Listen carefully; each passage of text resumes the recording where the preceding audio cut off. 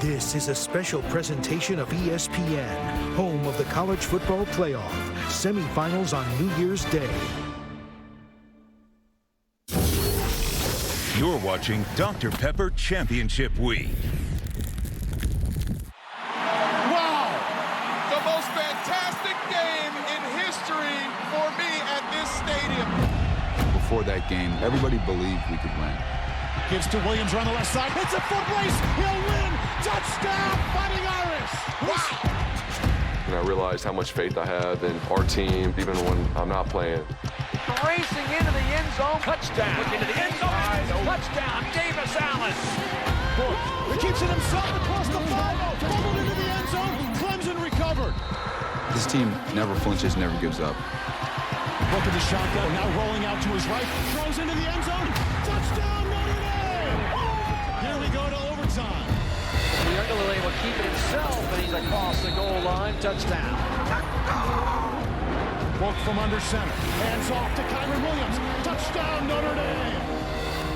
And here's the last chance for Clemson to win the game. Uiagalelei throws. Game over. Notre Dame knocks off number one. It's just a good reminder we're not guaranteed to win.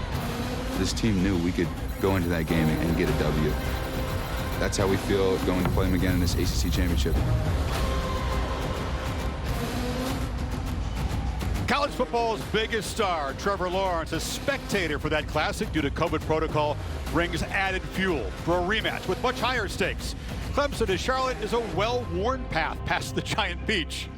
This is all brand new for undefeated Notre Dame, a first ever conference crown to fight for.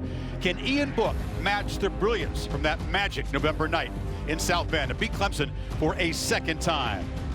Welcome to the ACC Football Championship game on ABC, presented by Subway as part of Dr. Pepper Championship Week. And today's collision here in Charlotte between number 3 Clemson and number 2 undefeated Notre Dame, their one and only season here in the ACC. Welcome, Chris Fowler, Kirk Herbstreit. Championship Saturday. The scene shifts here to Charlotte. Congratulations to Ohio State. Oklahoma won their conferences as expected.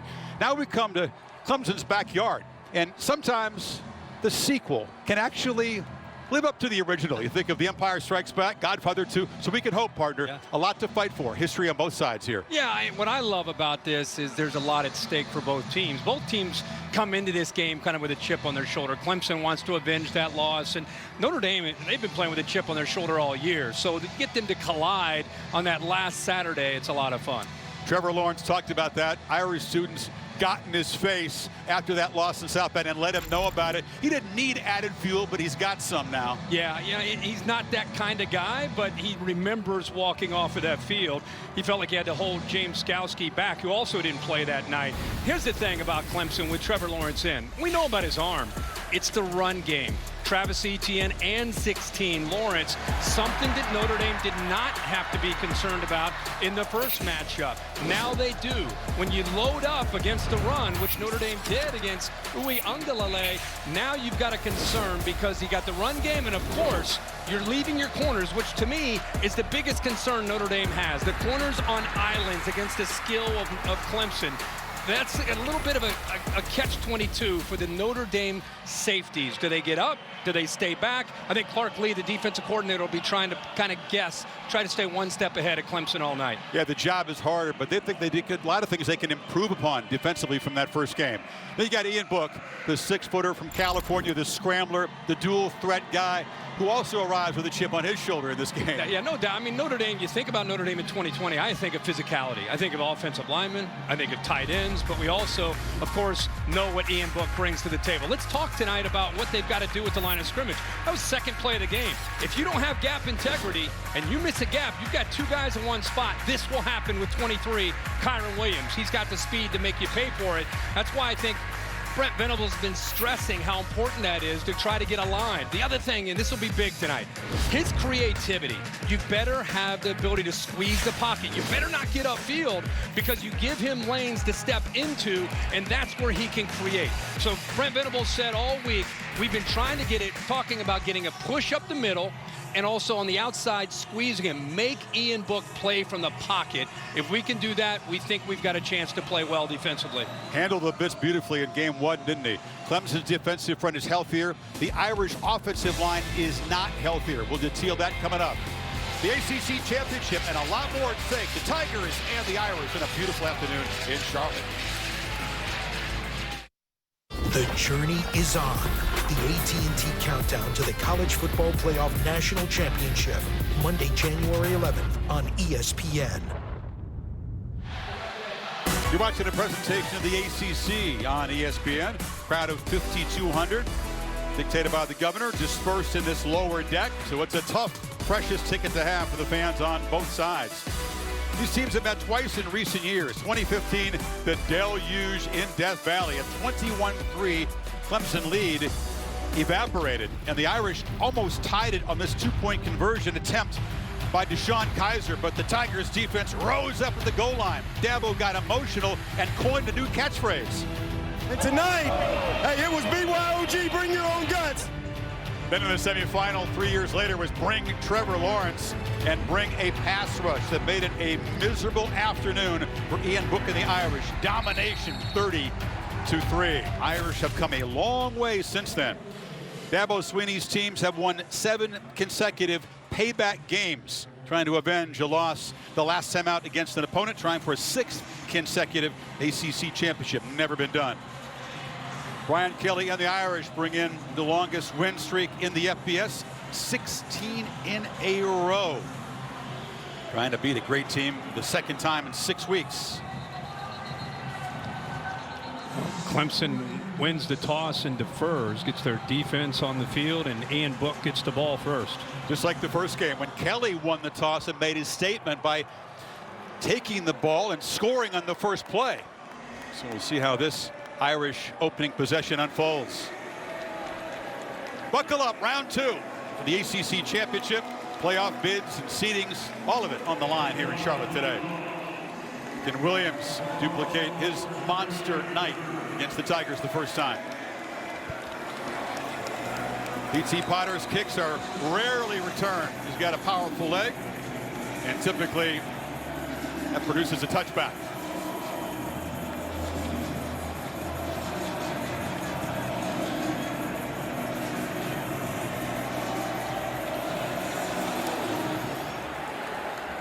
This one, a chance for Kiss Tyree, the freshman from the 2.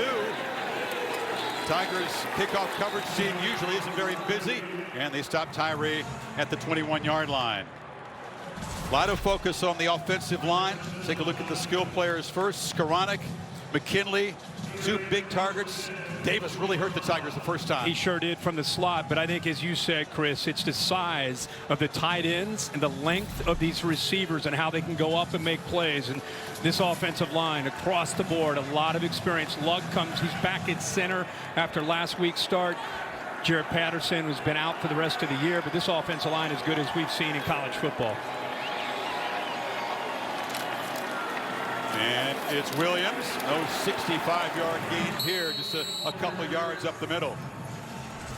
Clemson defense, terrific freshman season by Miles Murphy, and the difference, Tyler Davis joining his buddy Brissy in the middle, Kirk. Yeah, 13 in the middle. I had to keep a guy to keep an eye on. 47, Skalski, the true leader. Everything that Trevor Lawrence means to the Clemson offense, that's what Skalski means to this defense. Mike Jones, also 6, did not play in the first matchup. And here's the secondary. Nolan Turner, the only real veteran back there. Xavier Thomas is a scratch for Clemson. It is not COVID related, but he will not play in the ballgame. Williams eludes a couple tackles, but has to work hard to earn a couple of yards. Stopped by Goodrich and Charleston. It's third down. They are flying and getting after the ball. You see the backside defensive end. The freshman Murphy gets in there behind that counter play, just trying to chase it down, gets his hands on him. But you can see on the play side, you got safeties down, getting involved. 18 there. Charleston trying to get off of the big tight end. Brock Wright's block. A lot of white jerseys flying to the ball there. Irish had a big edge on third down conversions in the first meeting. They need 5 here. 3 receivers bunched to the left. Book against a 4-man rush. Takes a look, backpedals and tries to create, and has to fire to a wide open Mayer. The big freshman tight end was left alone. Book spotted him. It's a first down to the 37. There's what Clemson talked about, trying not to get out of position. Watch Simpson trying to do everything they can to not let Book get out. Book's instincts are to create when things aren't there. See how he wants to get out? They do a good job of keeping him there, but now give Ian Book credit. Makes a play from the pocket, keeps his eyes downfield, and at the last second, he finds the freshman Mayer for the first down. 31st catch from Mayer. Made some big mental errors early in that first game, but then atoned for him with some big plays late.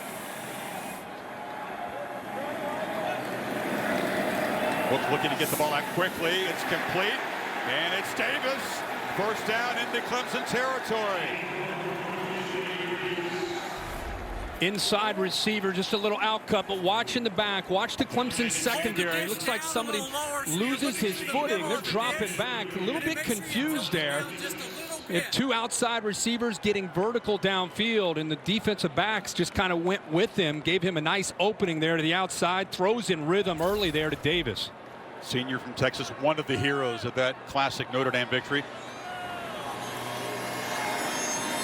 Bad snap. Book has to fall on it. This has been a problem with the injuries that you detailed at center. Josh Luck getting the start.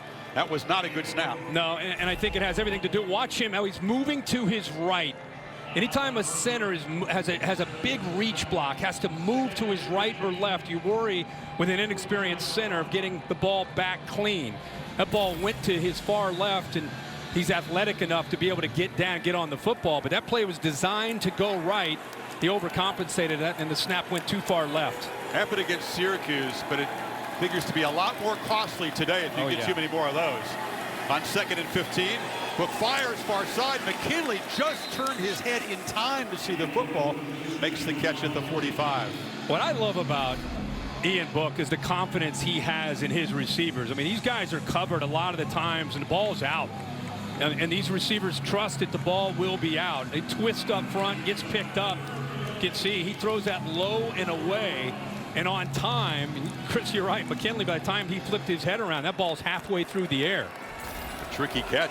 See what Venables does here on 3rd down. Known for how multiple he can be. A lot of twists, a lot of pressure. They bring 3. Book has time, gets it out. Once again, it's Mayer with a 3rd down catch for a first down at the 30. So no pressure, and they paid for it. Yeah, boy, this is a great target to have right here. He's going to work to the outside and just kind of sit. Has a soft cushion. Book looks left, works through his progressions, works from that pocket, an area that he's really worked on to improve. Just being able to manage the pocket, not always bailing out, relying on his athletic ability. And if I'm a quarterback and I got Michael Mayer at 6'5", about 240 pounds, on 3rd down, what a target to look up, especially with that soft cushion that Clemson gave him. Under center on first down. Williams is met in the backfield and will be dropped for a big loss. Instant penetration there, and then Malcolm Green was able to clean it up.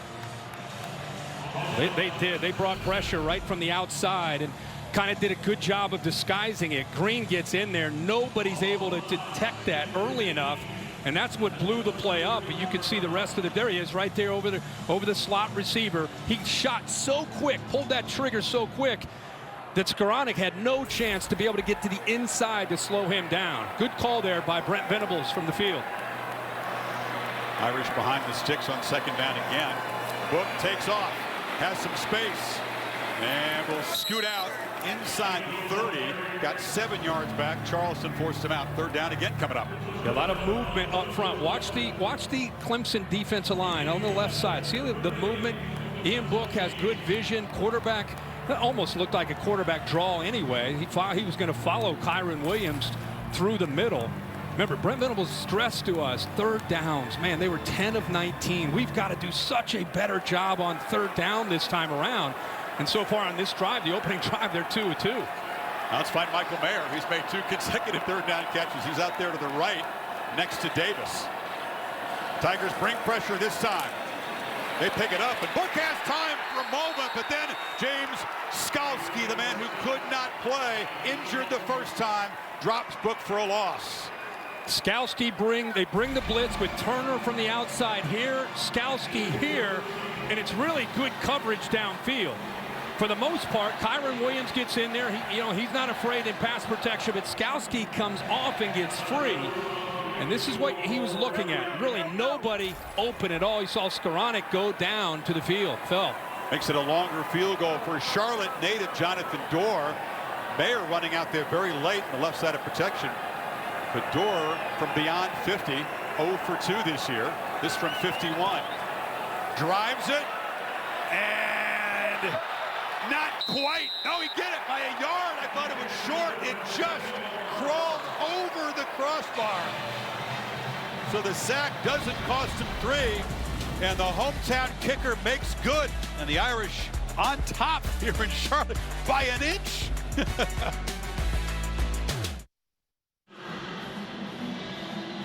No tears yet in Charlotte, but some blood and sweat. Ian Book with some bloody knuckles on each of his hands after that opening possession, just wiped on the pants. Kirk looks to be okay, but it was early on in that possession he started bleeding. Yeah, it was, and if there's one guy not coming off the field for bloody knuckles, it's 12 for Notre Dame. And Etienne, a chance. Dorr's kickoffs rarely reach the end zone. That's dangerous when you got number 9 back there returning kicks as he does in the bigger games. Etienne, 6 straight games under 100 yards, looking to bust out. Rogers and Powell both hurt the Irish in the opening meeting. Yeah, Etienne was bottled up. 18 carries, only 28 yards. Amari Rogers got to be a difference maker in space. This offensive line, we could talk about Notre Dame loading the line of scrimmage to stop the run. This line's got to do a much better job of sustaining blocks against a very talented front 6 of Notre Dame. Middle of that line got worked over by the Irish front, didn't they? They did. First play for Clemson. They get it out quickly. The throw is behind Rogers, but he makes the catch and spins out of bounds. This Irish defense, exceptional. He talked about smothering the ground game. Tungavaloa, Mosa, Heinisch are tough inside. Ogundeji off the edge is dangerous. Yeah, I think Heinisch is very underrated up front. You see really White is the leader in the middle, gets everybody lined up. Hamilton 14, Crawford, the veteran captain, also in the back 20. Number 6, Wusu Koromoa made the big play, returning to Etienne, fumble for a touchdown. Etienne in the flat, not much there. In fact, he'll lose a couple of yards, and old Jeremiah introduced himself to him early here. Sure did. Great leverage on the football. Anytime you go up against Travis Etienne, you've got to have more than one body trying to contain him, and you saw 2 different defenders in his face trying to slow him down. The first was Clarence Lewis, the freshman corner. Early 3rd and long for Lawrence. Here they come. Showing blitz right here, right here. Trevor Lawrence looking over. See if Notre Dame backs out of that. Struggled big time on 3rd down at South Bend with Uiagalelei at quarterback. 4 of 15. Irish twist, come after him. The throw is on target and caught by E.J. Williams, and the freshman has a first down before Lewins tackled him. True freshman that time. Yeah, with a big, tall quarterback, anytime you can get slant route, anything to the middle with those blitzing linebackers, you want to go up and over top of them, which is what he did against Bauer there coming in. Play action on first down. Lawrence launching downfield and unable to locate the ball was Cornell Powell. Kyle Hamilton, the safety, the excellent safety in coverage. They're really trying to mix things up, trying to look for Powell against a safety, even though Kyle Hamilton is talented. I really think he wanted to try to find Amari Rogers on a wheel route on that same side of the field, down the left sideline. But both were covered pretty well. Powell with catches of 53 and 51 yards in the opening game. Lawrence took a look at Etienne, but it's a keeper behind blockers. Breaks a tackle, and the big long-legged quarterback finally stopped by Hamilton. A flag comes in at the tackle. That's what we talked about in the open. This is a different offense with Trevor Lawrence in there, not just throwing, but you've got to account for his legs. Nice patience. Personal foul, face mask, defense number 26, 15-yard penalty, first down. It's Lewis. That'll move the ball into Notre Dame territory. Yeah, I saw Kyle Hamilton in there 14 as well. Yeah, that's who I think it was Hamilton. They said 26, but it was 14. I love the patience. I mean, he had the patience there of a running back. He puts his hand on the back of the left tackle, Carmen, who was pulling, and it didn't look like he was going to get much, and he just kind of sat behind Carmen and just kept bouncing off of blockers and eventually got the first down. Lawrence gets it on the edge. Taking a big shot is Etienne. Lefo, the talented freshman, knocked him down, but it's a nice first down gain. That's their answer with Travis Etienne. That's been what they've done a lot this year. Their whole goal is if we can't run the ball effectively with him, we've got to get him the ball on the perimeter where he's got room to try to work against a linebacker, and Leopold can fly for a freshman backer. Etienne, the only guy in the country to run for 750 plus and have 500 plus receiving yards. That for a running back is outstanding.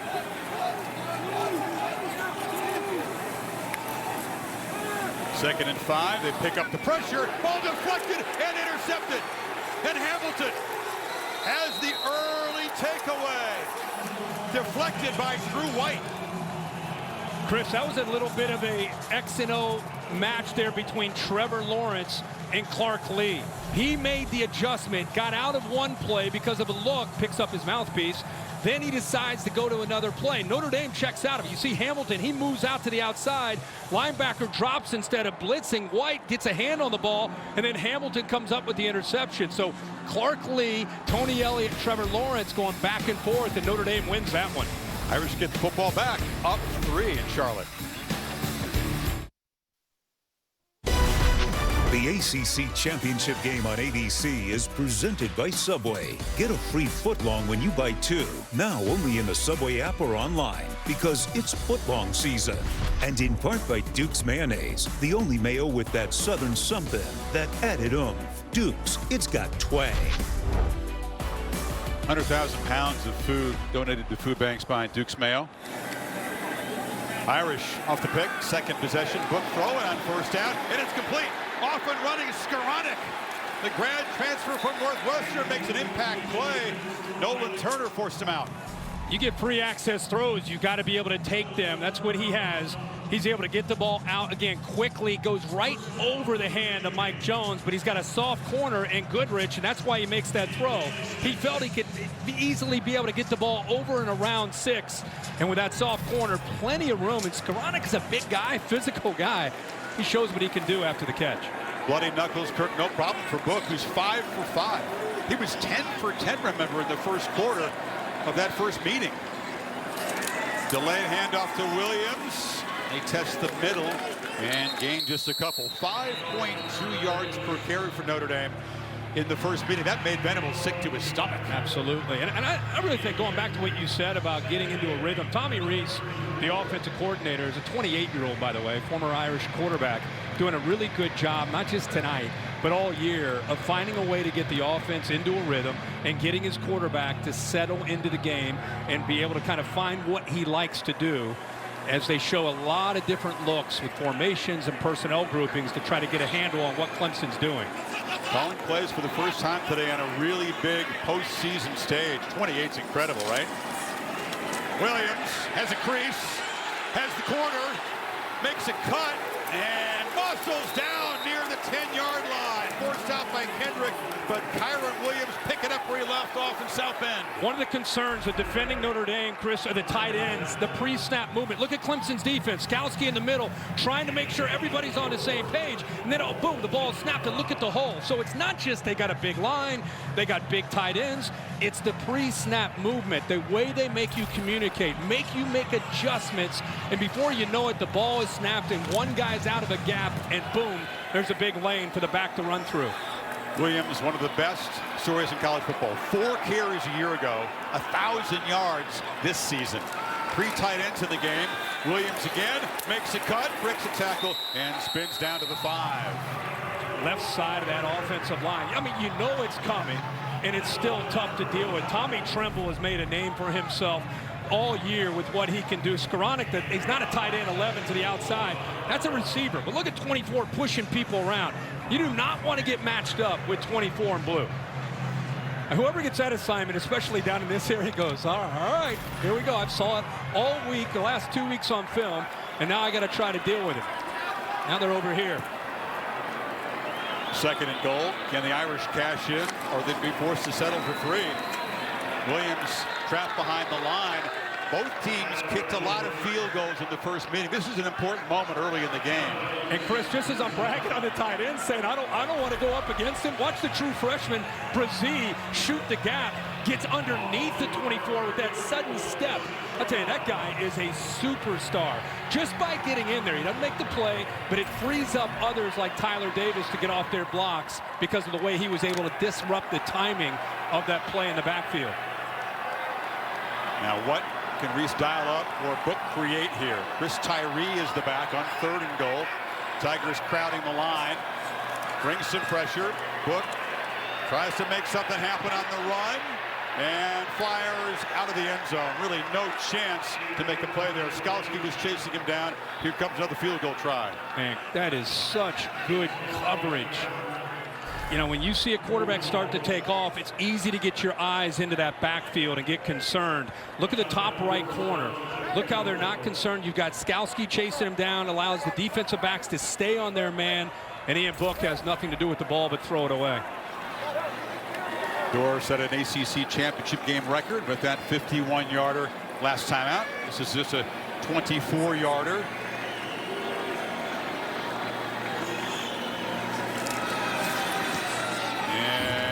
That one, no good. So he makes the 51-yarder, but in his homecoming game, Brian Kelly's team leaves points on the field. And it's still 3-0. That is a miss from close range to remember as this game unfolds. Doink.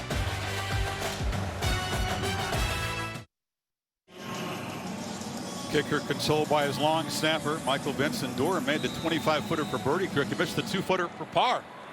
It's very true. A lazy technique there, says my spotter, an ex-kicker, Mike Black. So Lawrence off the interception, back to work from the 20. He keeps the football. He's got some space. He's got deceptive speed. Every team that faces him says that. Well, it's because of his stride.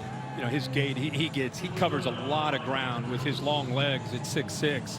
And again, you know, a guy that's projected to be the first pick overall, you think about him picking a defense apart and a secondary part. You see the first pick in 313 attempts the last time out. But Chris, he loves to run the ball. He loves to be looked at as the toughest guy on the field in his own mind. Etienne up the middle, they'll move the sticks.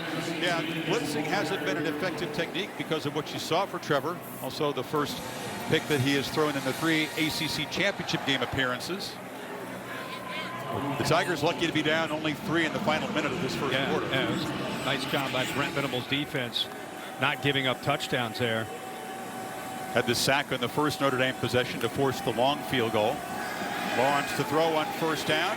And we'll take a shot. Wide open is Rogers, and he's gone. Just like that, Clemson takes the lead.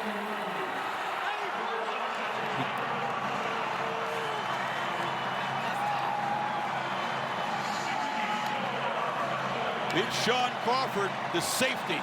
Tough matchup. Very tough matchup with Amari Rogers. He's known as a guy that can make plays underneath and shake tackles because of his balance and lower body strength. But it gives you an idea of his versatility and what he can do. 67-yard strike and the 7th touchdown for Rogers. They said, we got to get Amari in space. That was Tony Elliott's plan. They got him in space that time. Yeah, it's a switch release to get him one-on-one on the outside with E.J. Williams. He's on the inside here. Williams is here. He's going to work underneath. And you'll see the switch, and watch Crawford, who's a former corner, who has ability, but kind of gets caught up. He gets off to a slow start because of that switch. Now he's playing catch-up. And you can see Amari Rogers has great speed now that he's fully recovered from that ACL. There's a great look at it. E.J. Williams takes his man. Notre Dame rolls the dice on 1st and 10 and plays man-to-man and leaves those Clemson's receivers alone. That's the thing Clark Lee said. Early downs, we're going to have to take the chance. Our guys are going to have to hold up. And that time, Trevor Lawrence makes him pay. There says, I saw it all the way. Big week for Rogers. He graduated, as Lawrence did, on Thursday. He let game day viewers go behind the scenes. He kept the camera with him all week. Getting a sense of what it's like to both graduate and get ready for a big football game. What great timing. Congratulations to him and all the other players around the country that were able to graduate. It's a big deal. Tyree from the 1. High kickoff allowed the coverage team to run down there, and they stop him around the 15-yard line. Interesting quarterback matchup. Of course, Ian Book, unheralded, originally committed to Wazoo, but number 517 in the recruiting rankings. Of course, Lawrence was number 1. He came in already beefed up with a reputation. September 2018, both were named the starting quarterbacks. Different trajectories, of course. Each the all-time win leader at their schools. Got that the same day earlier this month. So linked historically a couple of ways. They've not met, but a lot of mutual respect between these guys. And now it's Book's turn to answer. 2 field goal attempts in the 2 Irish drives, but now they're behind. End around to Avery Davis, who flashes the speed. They failed to contain him, and he muscles out across the 35. This is a nice job of being able to get an ability to stretch the defense out wide. You know, whether you throw the ball outside, you run the ball as a stretch play, or you get the jet sweep outside. Look at those tight ends working downfield. That time, Brock Wright doing a really good job. And I love Avery Davis. He's throwing that stiff arm, trying to stay in bounds. He wasn't even thinking about going out of bounds there. So in the first quarter, the Irish run 17 plays. They average about 8 yards per play. 1 field goal make, 1 miss, and the electric strike from Lawrence to Rogers. And it's Clemson up 7-3 after a quarter. Back after this message and a word from your local ABC station. Second quarter, the ACC championship game presented by Subway. Moments ago, the Irish and Tigers came together on the hash marks to demonstrate their commitment to equality, treating everybody with respect and dignity. Part of the ACC's Committee for Racial and Social Justice has announced various initiatives. Beginning of the second quarter, and Brooks on the run, looking to make something happen, throws downfield and has a man wide open. Catch made by Tommy Tremble, the other tight end. Vicious blocker, very capable receiver. Yeah, he just gets lost in coverage here. He slides out from right here and works to the outside. Nobody's able to get out there to help out. You got a receiver in the flat right there that occupies Mike Jones, and it's just a bust. He actually had 2 Notre Dame receivers that were open. Trimble goes up and over Nolan Turner. 30-yard gain. What an athlete he is. Williams direct snap, bit of a wrinkle. He is slammed down hard by Skalski, who lets him know about it. Number 47, motivated this afternoon, and a smile after the play. Well, he's the guy. I mean, he missed this game. It really affected him personally to be able to not be there with his guys. Everybody talked about Trevor Lawrence not playing in that game, but I think it was really James Skalski. I mean, he's a crazy man. He's a middle linebacker. He cannot hit enough. Like, there's no doubt he's playing through pain today. Yeah. At a sports hernia. Only played a handful of snaps in the last game against Virginia Tech, but has had 2 more weeks to heal up. Williams picks his way to the 31. I say that that's a compliment. I know it is. He's a crazy man, as in he's a middle linebacker, you know. I mean, he's a throwback, a guy that likes contact, but as I said, he plays such a pivotal role in being able to recognize things. Look at his eyes, almost like a Mike Singletary, being able to see something, dissect it, get people lined up, and then attack. Remember what his dad told him long ago? He shared it with us before the playoff game. Son, when you hit him, make him feel you. And he does throughout his career. Yeah. He took that advice early. Yeah. Let's see again. Let's see 3rd down. They've been rushing 3, dropping 8. They've been blitzing some. Skalski likes to come on 3rd down. There he comes. They bring the pressure. Williams runs right into the blitz, tries to bounce off and make something happen, and is fortunate to fall forward for a couple of yards. Skalski eventually knocked him down. And right on cue, right? I mean, he timed up his blitz perfectly right here. And then watch what he does to the offensive line. He gets into the lug, pushes him back right into Kyron Williams, and now the play's blown up. Now you allows the rest of the defense to rally to the ball. And you can see it's 4-down territory with that play call. I was a little bit surprised that on 3rd down they ran the ball, but now that you see what they're going for it on 4th down, it makes sense. They're just trying to get a little bit closer. Kelly did not like the look clearly of that missed chip shot earlier, so big play here. They need a long 3. There's Mayer. From the pocketbook, trying to escape on the run again. Launches downfield. It's off the hands of Davis, who had a chance for a crucial catch. Couldn't make it, and the Tiger defense makes a stand. Davis does a good job in the scramble drill. Mayer actually runs a route right here and is taken away by Nolan Turner. Right in the middle of the field, you got Skowski and you got Turner. Watch 3 work across the field, but watch how fast he accelerates. Instead of settling down, Ian Book tried to bring him back, so receiver and quarterback not on the same page. They're on 4th down. Handful of plays could decide the game. That might be one. See Davis and Book, 3 Irish possessions, 2 of them ending with missed opportunities, and now Lawrence up that 67-yard touchdown pass to Rodgers, back to work and finding Powell on the edge, who escapes out near midfield. And we got to show this again because it was a 4th down and a big play. Davis coming across the scramble. You see his defender, Malcolm Green, goes down. He's all alone. Look at him accelerating. He's got to throttle down. Ian Book anticipated him throttling down, and Tommy Rees knows they miss a golden opportunity to keep that drive alive. You see the importance of that missed chance in the face of the 28-year-old play caller. Tigers immediately move the ball to midfield. This offense has found some rhythm in the pass game now. Lawrence on a keeper, gets around the edge. He ran away from Owusu Koramoah, who finally tracks him down, but he picked up 8. Yeah, they respect Travis Etienne so much that they'll squeeze down on that zone read look, and then they'll give Trevor Lawrence room to get to the outside and run the football. I mean, this offense attacks in so many different areas, not just attacks the explosiveness of it, whether it's the vertical pass, Etienne in the middle, Etienne to the outside, Trevor Lawrence to the outside. Etienne just 1 carry so far, but the Tigers have run only a dozen plays. Notre Dame has completely dominated possession, about 14 minutes to 5. 2nd and short, Lawrence. There's a miscommunication. He's trying to find young E.J. Williams.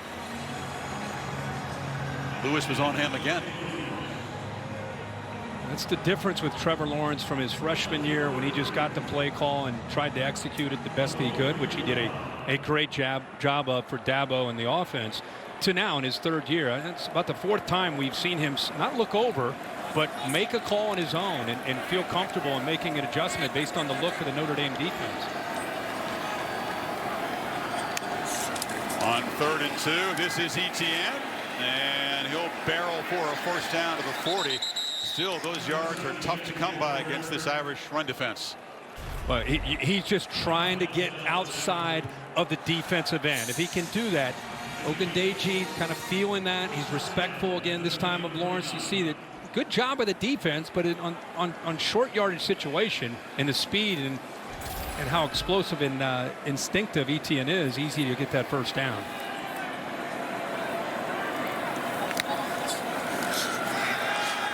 Lawrence has to escape, does, and avoids the sack.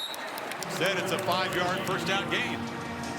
Tagovailoa Amosa is in there. He's got a chance to bring him down. He just can't bring him down. You know, that's one thing to be able to get in there and get off your man, be able to shed that block. Now you're in the backfield. Now you've got him, right? I mean, you wrapped him up. He's, again, 6'6". With that length and strength, he pulls out of it. So instead of a negative play, now you're 2nd and 4. You talked about the long legs, the strong legs, a part of it. He's beefed up this year. Very difficult to get to the ground. Ches Malusi takes a turn at tailback. 2nd and 4.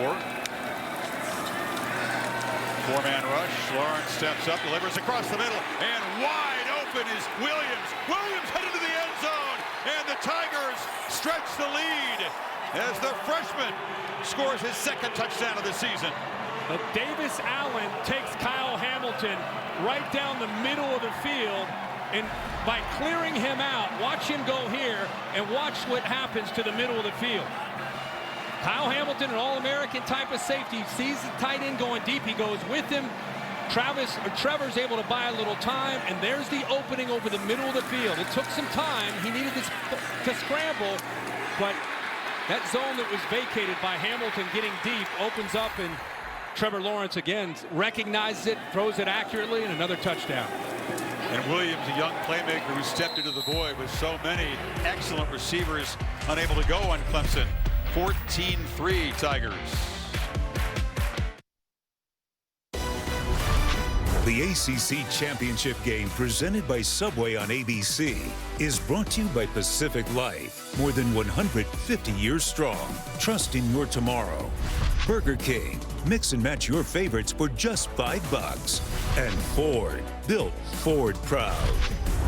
Both guys born to play quarterback. Shout out to their orthodontists, too. Both had braces there, you notice. Get those teeth ready for prime time. Lawrence, a couple of successful touchdown drives. Book set to go back to work. He's been efficient so far, but Irish have been able to come up with only 3 points, even though they've driven inside the Clemson 33 times.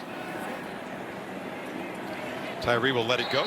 Irish will begin at the 25. The All-State bus here in Charlotte. What's the All-State protection spotlight, Kirk? Well, I thought we'd stay focused on this game and the importance of Skowski being back in the lineup. This is against Pitt. Just again, kind of showing the recognition. Look at that. He sees the handoff to the back flip it to the quarterback. He's trying to alert the defense that ball is about to come flying through the air. So his recognition allows a young defensive back and Andrew Booth to come over and make that interception. But that's just another example of what Skowski can do and help others besides himself with that experience. He's having the time of his life out there so far.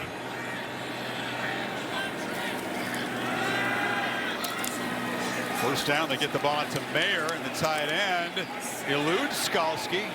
And they pick up Maria Taylor joining us on the sidelines. Yes, Chris. Well, you mentioned Notre Dame having their chances on offense. Ian Book, he has a very normal routine where he touches every single offensive player personnel position. But he sat down with Avery Davis, and he mentioned to him that we have the opportunities here. We need to keep pushing, and we're going to connect on this. But he's basically telling his teammates that they have the opportunities that are on the field. They have to capitalize now. No doubt. It's hard to beat a team as good as Clemson if you don't cash in your opportunities. We've seen that plenty in recent years. On 2nd and 1, Book wants to take a shot and not take a sack. Look out. He's being chased, and he will be sacked by K.J. Henry off the edge, the unheralded defensive end. That's good coverage downfield. They take everybody away. And remember what I talked about, try to keep him in that box, in the pocket. Don't let him get outside. You can see they're not in a hurry to get upfield. They're just trying to keep him squeezed in.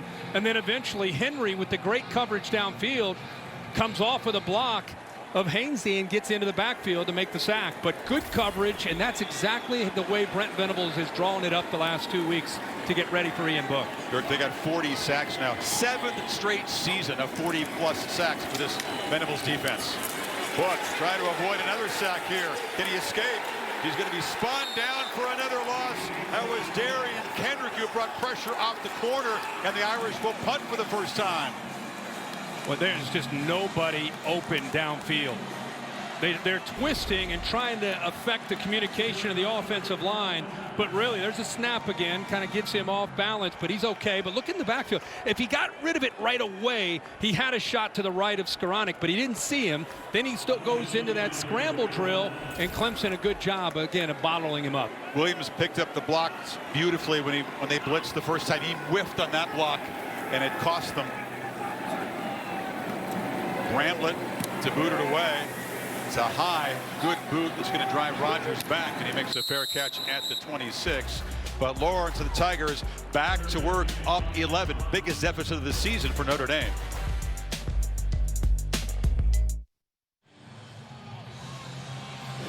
This game was 2 weeks later than it usually is, but the weather is much better than it typically is for the ACC championship game. The Bear ready for the Athletic Trivia question. You two have been clamoring for some more recent history with the Athletic Trivia question, so we will accommodate you today. Today's Athletic Trivia question, the Irish, of course, second in the college football playoff rankings, down double digits right now. Who's the only CFP number 2 to lose on Championship Saturday? Think about that for a second. Yeah. Lawrence rolls on first down and fires. This passing game is in rhythm. It's Rodgers with the catch, and they move the sticks. Yeah, nice layers, different levels of this the offense, and the way they're able to get a receiver downfield, intermediate, and shallow with Davis Allen. Right now, Trevor Lawrence has the upper hand. They're even going a little tempo here, trying to get Clark Lee's defense lose some of their aggressiveness. Option look. Lawrence keeps it. makes a cut, slides down wisely. Another first down in Notre Dame territory. Little speed option. It looked like Notre Dame had some penetration, but he's able to get around that. It's like Cross got in there right there, but see his speed.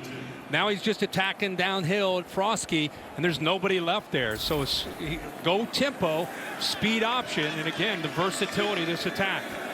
Lawrence has run it 5 times already for 42 yards. Looking to throw on first down. Clean pocket, delivers, open man, catch made, and who else? It's Rodgers who's becoming a serious problem for Crawford over there. Well, that's where the arm strength comes into play. It's nice to have a quarterback go to the field and make this throw. You know, it's rare to see a guy throw it 35 yards on a line like that away from the boundary and into the field. And I think Notre Dame, you're having to err somewhere, and you're hoping that they don't attack to the field like that. And wide open, Amari Rodgers. 4 catches already for senior, playing his final ACC championship game. Etienne knocked down. That's been his best run today. They moved the sticks again. First down to the 12. Boy, Tony Elliott is feeling pretty good with this offense. The way these last few possessions since the interception, they've had the upper hand and pretty much doing what they want.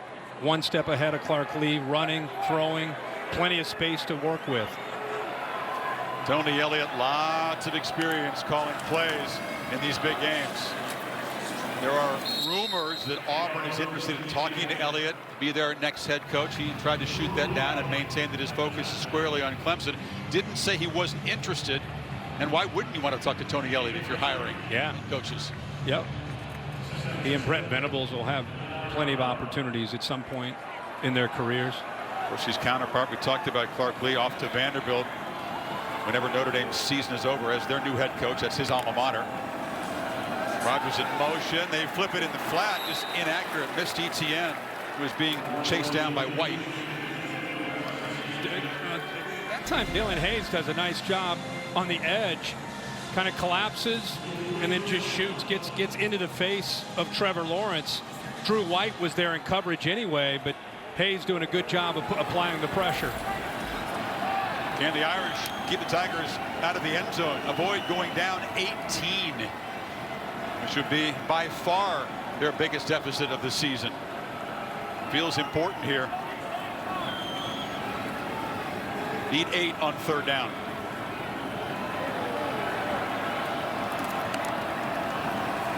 Four-man rush. Lawrence slant, incomplete. Tried to get the ball to Williams. Nicely played by the fellow freshman Lewis, and it's fourth down. Yeah, they go with the in route to the outside with Williams, but give Lewis a lot of credit for getting his left hand. He's in pretty good position, and then that left hand gets in to be able to knock that football away. He's got his eyes.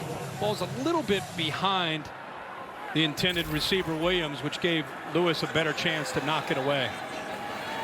B.T. Potter, solid at kicker, 16 of 21 this year. From 27, no problem with his chip shot. And the Tigers tack on 3, stretch the lead to 14, 4:28 before halftime. At the Home Depot, you can do the holidays your way with pickup options designed to keep spirits up and stress down. The flexibility to shop whenever and wherever you want.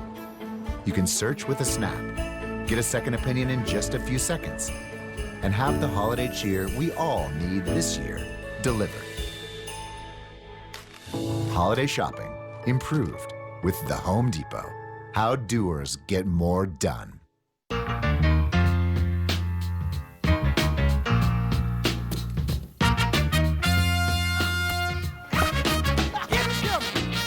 Protect it today, enjoy it for years with Walmart Protection Plans by Allstate. Whole grain oats, cinnamon, and Cheerios, all rolled into one. Start your day with the deliciously satisfying crunch of Cheerios Oat Crunch, available in these great flavors. This football season, buy 3 participating items and save $20 off Fanatics gear at WeAreTailgateNation.com. 1,200 strings of lights. 1/4 mile of tinsel. And real snow all the way from Switzerland. Gonna be tough to top.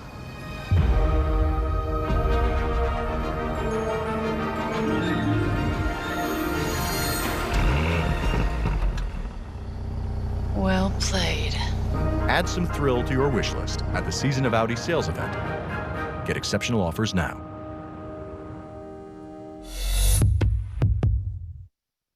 Chris Fowler here, Dos Equis' new pour-by-pour commentator, and this is unprecedented. Watch him stand tall in the pocket. He's looking for a cheers over the middle, and he makes the connection. Touch beer. Truly stunning athleticism, folks. Dos Equis, a most interesting beer. This week on The Upper Hands, special guest Flo challenges the hand models to show off the ease of comparing rates with Progressive's Home Quote Explorer. International hand model John gets personal. Your wayward pinky is grotesque. Then, a high-stakes patty cake battle royale ends in triumph. You have the upper hand. It's a race to the lowest rate and so much more. Only on The Upper Hands. This year we decided to host for the holidays. It was a tight squeeze. Turns out to cook a whole dinner, you need a whole kitchen. Then we found out with Rocket Mortgage looking at loan options for our next kitchen was easy. I'm just gonna ignore that. I think her family really enjoyed it. Here we go. When you're ready for a home that's fit for the holidays and your budget, Rocket can. I be the boss, give me the sauce, baby. I dunk and toss, baby. Give me the sauce, baby. Now when I dip you don't even trip, boo. Choose 4, 5, or 6 fingers in any of our famous sauces with the chicken finger plate. Only at Zaxby's. Order ahead, drive-through, or get it delivered. All right, Bear, I'm going to guess. Maybe it was Ohio State when they lost to Michigan State. The Spartans pulled an upset in 15, year 2 of the playoff. Is the answer to the question? What year did Johnny Manziel was pre-playoff, right? Because remember when A&M beat Alabama? Yes. That was an upset, but the key to the athletic trivia question today is it says Championship Saturday CFP era. So the answer to today's athletic trivia question is, in a similar situation, 2017 Auburn. Remember, Auburn beat the Bulldogs and Jordan Hare in the regular season, blew them out, then went to Atlanta, and Georgia returned the favor in the conference title game, and that was the year that the Bulldogs wound up reaching the national championship game. Yeah. Good one, Barry. We should have known there'd be some tie-in to today's game. The old rematch, Championship Saturday. Exactly. Well, Clemson has arrived and made good on their promise to play much better. And the chip on the shoulder, Kirk, you've talked about, has been evident, especially on this defensive side. Man. Book looking to throw, and once again his pressure bumped into a lineman, stays alive and fires on the run to Tremble, who makes the catch inbounds right near the marker at the 35. I mean, it's a Houdini act by Ian Book. That's what he's known for. This guy's he's going to will his team to be able to make plays. Gets away. He bumped off of his right tackle, Hainsey. I thought he was just going to throw it away. Did Tremble keep his feet in bounds? It looks like he did. For a big gain on 1st and 10. That looked like a disaster, ends up a first down. That is some delicate footwork for a guy who's about 250. They haven't gotten the running game going here. This is Sibo Flemister, had just 1 carry in that opening game, and the Tigers are all over him. Tyler Davis on the stop. Remember, Tyler Davis did not play in the game when they went to South Bend. This is all about getting your defense slanting. That's doing a good job of scouting an offense. They're on the hash into the boundary. You're going to slant and angle the defensive line into that boundary, anticipating a potential run that way. Worked out perfectly for Clemson. Yeah, it's just pure power. Lugg couldn't handle him. Now Book again scanning the field. Nobody to throw to. Excellent coverage again. This scoots out at the 35, and it's going to be 3rd and long. Well, they keep mixing up their looks. You know, right now, Ian Book looks a bit uncomfortable with reading the coverage. Picture not clear for him at all. It doesn't at all. I mean, remember I mentioned he had Skoranek on that 3rd down where he just had to see it and get it out quickly. He's Clemson mixing up their looks, dropping people underneath some of the easier routes, the intermediate throws, making him hesitant. And that's a lot of times where he starts to scramble, but because they're keeping him in the pocket, there's nowhere to go. Early success on 3rd down to Mayer with the 2 catches, but 0 for 4 since then. Again, no easy access. Dumps it down to Williams. That's a big ask for a running back, and he can't get there. Knocked down 5 yards short. 4th down. There's a flag down there late. It's in the secondary. They're pointing Notre Dame's way, though, and the Tigers are pleased by the preliminary indication. Jeff Heiser, veteran ACC, white hat, in charge of this crew today. Got a push in the back maybe by McKinley. Only one flag so far. It was the face mask on Hamilton. Clemson has not been penalized. Again, Ian Book really nowhere to go with the football. That was just a check down and hope that Williams could make three guys miss. For offensive pass interference. The pass was caught behind the line of scrimmage.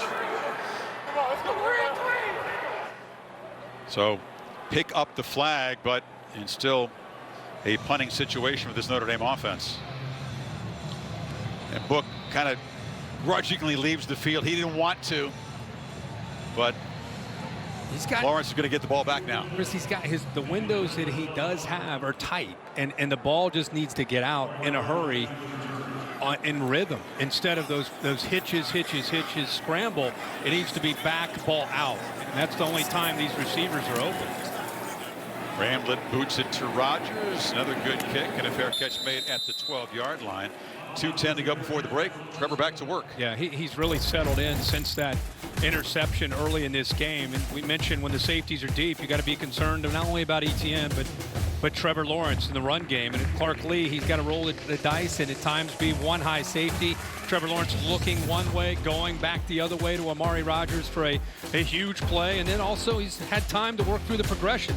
Steps up into the pocket, finds E.J. Williams working across, and that's his second touchdown, and showing a little bit of fire, a little bit of emotion. I know he was not happy to miss that game when the first time they played Notre Dame.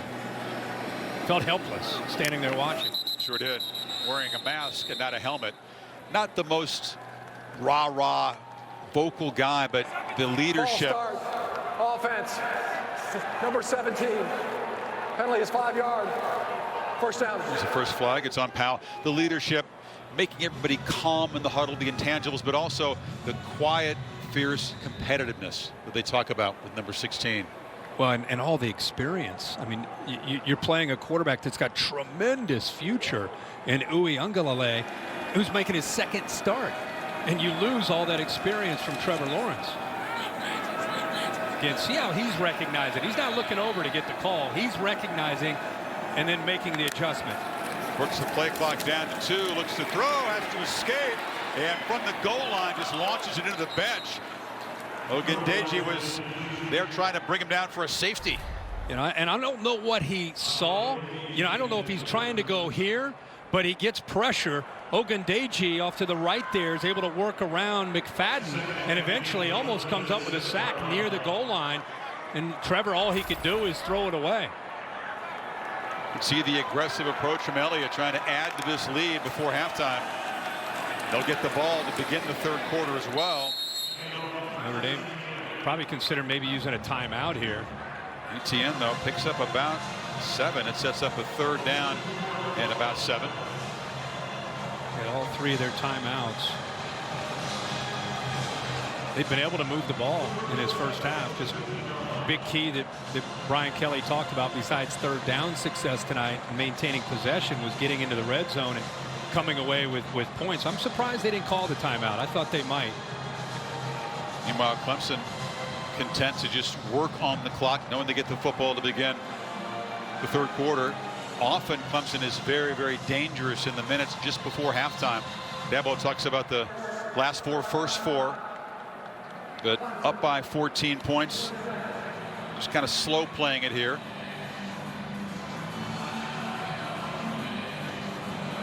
Taco Bell's Nachos Party Pack. Delicious nachos topped with all your favorites. Only at Taco Bell.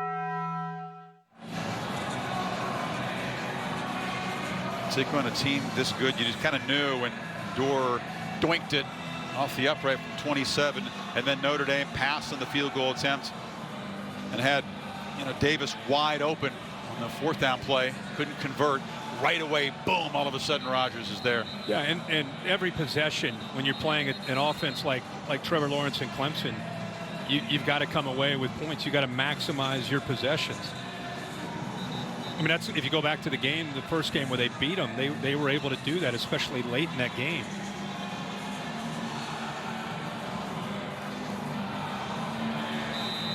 So even though Tigers are losing the turnover category, by a couple touchdowns. Needs 7 on third.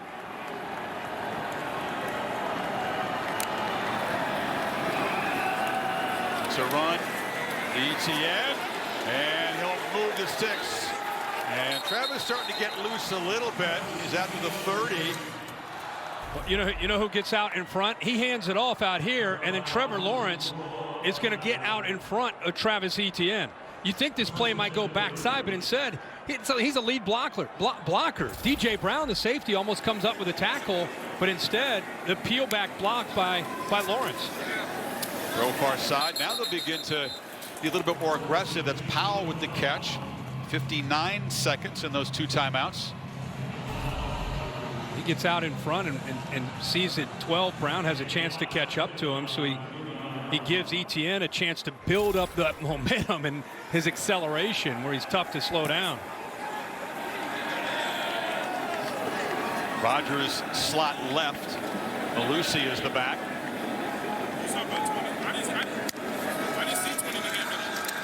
Lawrence chased, fires, far side complete. Stopped short of the first down as Galloway, the tight end. Now let's see if the timeout is spent here.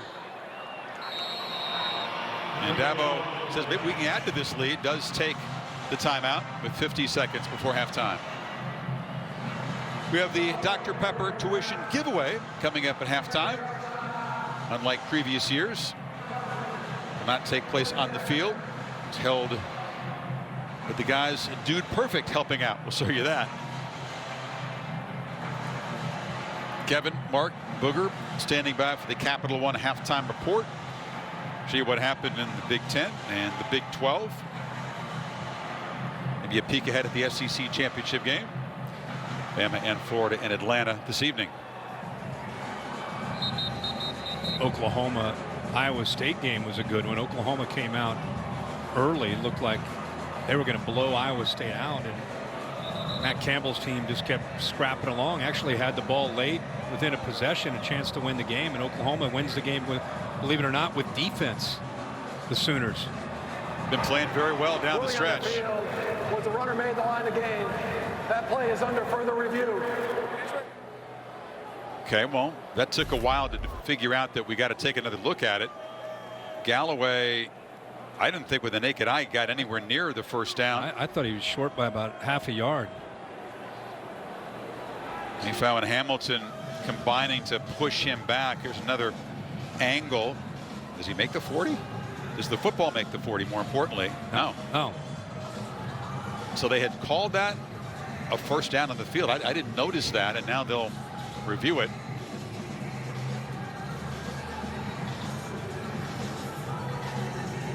Interesting situation here, though. If you're Dabo, who obviously has a lot of input, and you're Tony Elliott, what do you do in this situation? You're now in a position, you moved away from your own goal line out to the 40. You take that shot up the seam, you get aggressive, you got to strike deep down here and add to this lead. Yeah, I mean, you got still 50 seconds to go. You got a great kicker. No. There's no doubt about it, whether they're short here or not. They're going to be very aggressive. They're close to midfield already. Tom Zamorsky is replay official. Bill LeMonnier with us in the booth. Bill, we've seen plenty of extended ACC replays for plays that don't seem to need it. I'm going to be honest with you. This one, though, difference between a first down, critical time with them moving. The I agree. linesman on this side did mark the ball short, but for some reason, the line judge on the near side, who kind of got pushed off the play, he marked it as a first down. We've got a great camera angle. Replay's going to reverse this. It's going to be back to that spot short. Great job to right a wrong. It just takes a long time. The command center here in the conference gets involved quite heavily sometimes in these replays. I understand the command center philosophy, but I think sometimes the command centers get involved in things, and that lengthens out the replay of call. After further review, the runner was stopped short of the line of the game. The ball will be put at the 39-yard line. It'll be 3rd down and 1. Clemson is still charged as timeout. So it's good use of the replay, but I mean, they replayed everything and reviewed the coin toss, I think, the first game. It was unbelievable how long they took. So what they're doing here, Clemson's huddling up because they're going to assume they're going to get the first down on 3rd and 1, and then they're going to go super turbo tempo. they've already got that second play call. And going back to your question, you're going to see them get very aggressive here in the final 50 seconds to try to at the very least get 3 points. So get the first down, save the timeout, but go tempo and take a shot.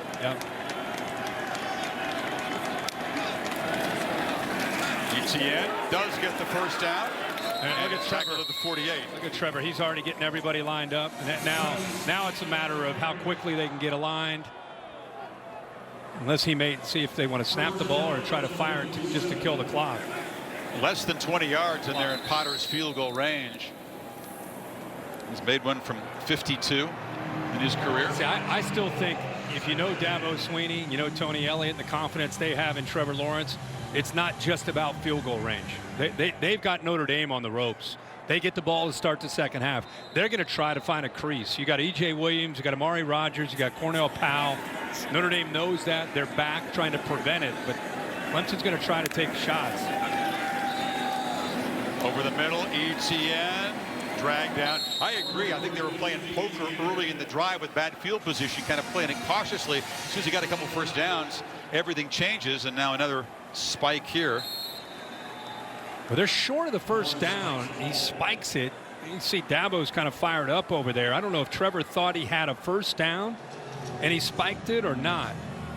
Now it's fourth down. Yeah, now Dabo's got a decision to make. He's kind of frustrated there. He thought that Etienne had the first down. Maybe Trevor lost track of the down there. I don't think you want to spike it on 3rd and 1. No, I think he thought he had the first down. Everything was happening so fast. He wasn't even waiting to see the signal. Still have that timeout. 29 seconds now. We got to make the yard here from the shotgun. Etienne will make the first down and break free. Forget the first down. He's got a touchdown. And the Tigers pouring it on. You figured, Kurt, today he might remind everybody how great he is after being bottled up in that game in South Bend. No doubt about it. It was just a matter of him getting his opportunities, and here on a 4th and short, he gets out, he stretches that Notre Dame defense and then hits the accelerator and gets upfield to the end zone. Picks up a couple good blocks that helped him out. 88-yard drive. They were set back by the penalty. They did 10 plays. Notre Dame scored first. Clemson has scored 24 straight now. Jackson Carman's going to try to work up to try to get a hand on Drew White. Drew White hesitates just a little bit right there. He gets his hand on him. Now look at all that room to work for Travis Etienne. Crawford bounces off of him. He can't come up with a tackle. And you're right. It's been so long since he's been out in the open. And I think maybe some people forget about how elite he is. One of the top backs in the country, not just the speed, but as he's grown in this system, he's become more physical. And that's why Dabo, I told you, they were not thinking about 3 points. Whether it was a run or a throw, they were trying to come up with another touchdown. Travis Etienne calling this the proudest week of his life, graduating from Clemson. Sports Communication says that's a tremendous achievement. It'll mean a lot for his life later on. His immediate future is in football. He's now the highest rated running back on Todd McShay's draft board, just ahead of Najee Harris. And by coming back for this final year, will end up making himself a lot of money and perhaps earning some more rings and trophies along the way, as well as that college degree. Such a week for Travis. Congratulations again to him. What a different back from Najee Harris, right? So really depend on what the need is before some kind of draft selection. Absolutely. But not always the smart choice to come out early. Goodyear providing the aerial coverage. Keep driving from the first kickoff to the final whistle. Goodyear, more driven. How will today's results play out on Selection Sunday? All begins at noon Eastern time. Rose Bowl game presented by Capital One. The All-State Sugar Bowl semifinals played on New Year's Day. Reese and the gang are jumping on the plane heading up to the mothership for that. Is it 3 or 4 hours? 4 hours? 4 hours. You'll be on there for a little bit. You know, one of the big discussions that would be on there, depending on how this game continues to go, is Notre Dame. You know, I think we all thought no matter what the result is, Notre Dame's going to be okay. If this thing ends up getting ugly, you know, we'll talk about it, but I think Notre Dame could still be okay. But that's something to watch in the second half, how the feel of this game goes. Yep. 10-0 coming in, down by 3 touchdowns as we head to the break, and the Tigers will get the ball to begin the third quarter. End of the half in Charlotte. The Capital One halftime report is coming up right after these messages. 24-3 for the champs. Welcome back to Dr. Pepper Championship Week.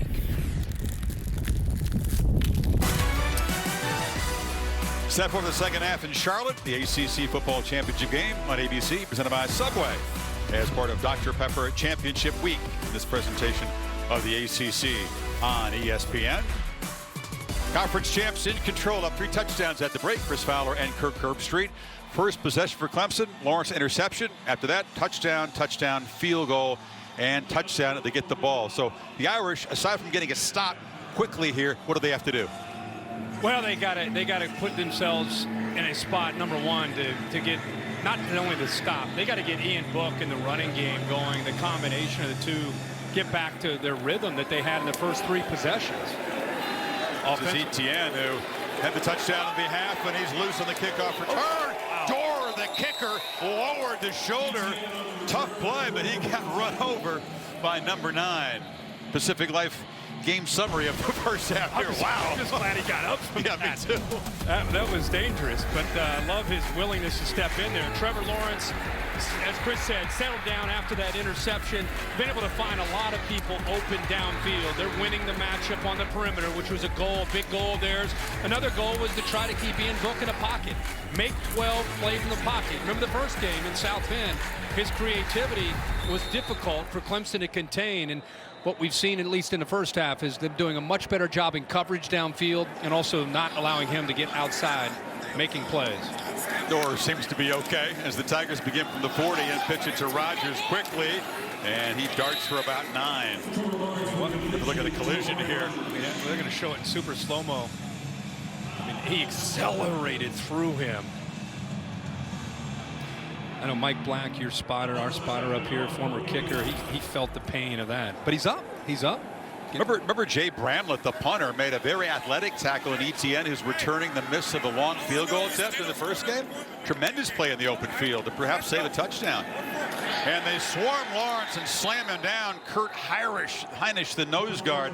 Quick penetration. Yeah, I love Heinisch. Western PA, Pittsburgh guy. Well, you talk about a guy that's just going to be able to rip through there. Does a nice job using his hands, then rips right there underneath Carmen and gets into the backfield. Very disruptive player. And here's a third down. Yeah, third downs are big on both sides. Clemson 4 of 6 so far. Irish make some changes, get that speed pass rush lineup in there. Yeah, they're eliminating the cushion. You can't give these receivers any room to work with on third downs. Receivers in a 2-by-2 look. Lawrence flips it, and it's off the hands of Rodgers, defended by Crawford, who had a tough first half. Go back to your question, what do they got to do? That's the first thing. The fact they just got, after that kickoff return, the kicker steps up, does a nice job of sacrificing himself for the betterment of the team. Defense steps up, gets off the field. A great play there by Crawford, again, to get his hand in there and knock that ball away. Now you get the ball back to Ian Book. The safety was beaten a couple times by Rodgers, then missed a tackle on the Etienne touchdown run. Makes a nice play there. This is the first punt for Clemson. Will Spires will try to pin the Irish deep. And the senior with a pretty short boot. Short-handed, fair catch made to Maria Taylor. Well, Chris, I checked in with Brian Kelly, and he said it's pretty simple, that we've made our marches down the field, but our offense is just stalling out. So we have to find a way to get into the end zone. He said those are huge momentum shifts when they had to settle for those 2 field goals attempts. And as far as defense is concerned, he just said we have to stop giving up big plays. We have to find a way to control Clemson's offense in that way. Yeah, they tackled pretty well in November. Have not tackled nearly as well today, have they? No, they did a good job of preventing for the most part, the big play, and they've been on islands tonight, giving up some big plays. Pop pass. Davis on the end around, just knocked down immediately by Nolan Turner, the veteran safety. Boy, Mike Jones, really good job. He took on 2 blockers that time. Tremble, 24, and Kyron Williams, and he forced He forced Davis back inside. Watch him all the way to the right. Look at him taking on the tight end. He takes on the back, and by doing that, he forced him back inside, and you had Clemson running to the football. Turner, one of the Clemson Tigers who got injured on defense late in that game, wasn't out there for the overtime. And now Book running for his life, chased by Henry, who shows his speed and knocks the quarterback out right near the line of scrimmage. It'll be 3rd and long. Brazil 11 does a nice little spin move. Watch him.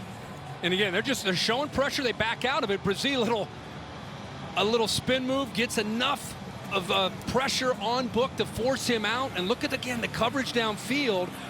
I thought he might just throw this one away, but instead just eats it. Combination of coverage and not giving him a chance to create has been lethal combination. They bring pressure, and Book will be swarmed at the 5.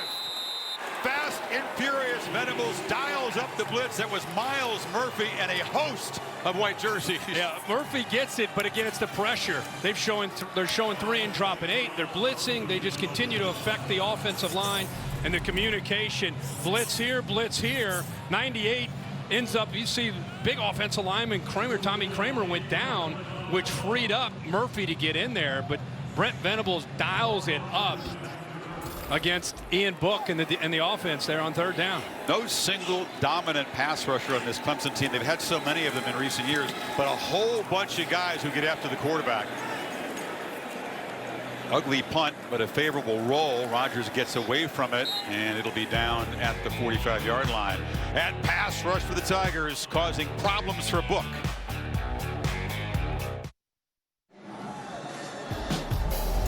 Double OC Classic 6 weeks ago compared to today. 24 more first-half yards for the Irish, Kirk, but 20 fewer points. Far less efficient on 3rd down today. And, yeah, the 3rd downs, and even though it was a play that didn't work out for Notre Dame, Kyron Williams made a name for himself in the first matchup, not just running the ball, but pass protection, and he's continuing to do that tonight, doing everything he can to try to help Ian Book out. Once again, it's good field position for the Tigers. They went 3 and out last time, but Rodgers on the edge. Flags come down, 2 of them. There's a hold there by Spector, 13. Just 1 penalty for 5 yards on Clemson in the first half. Irish penalized just once as well. Offense number 13.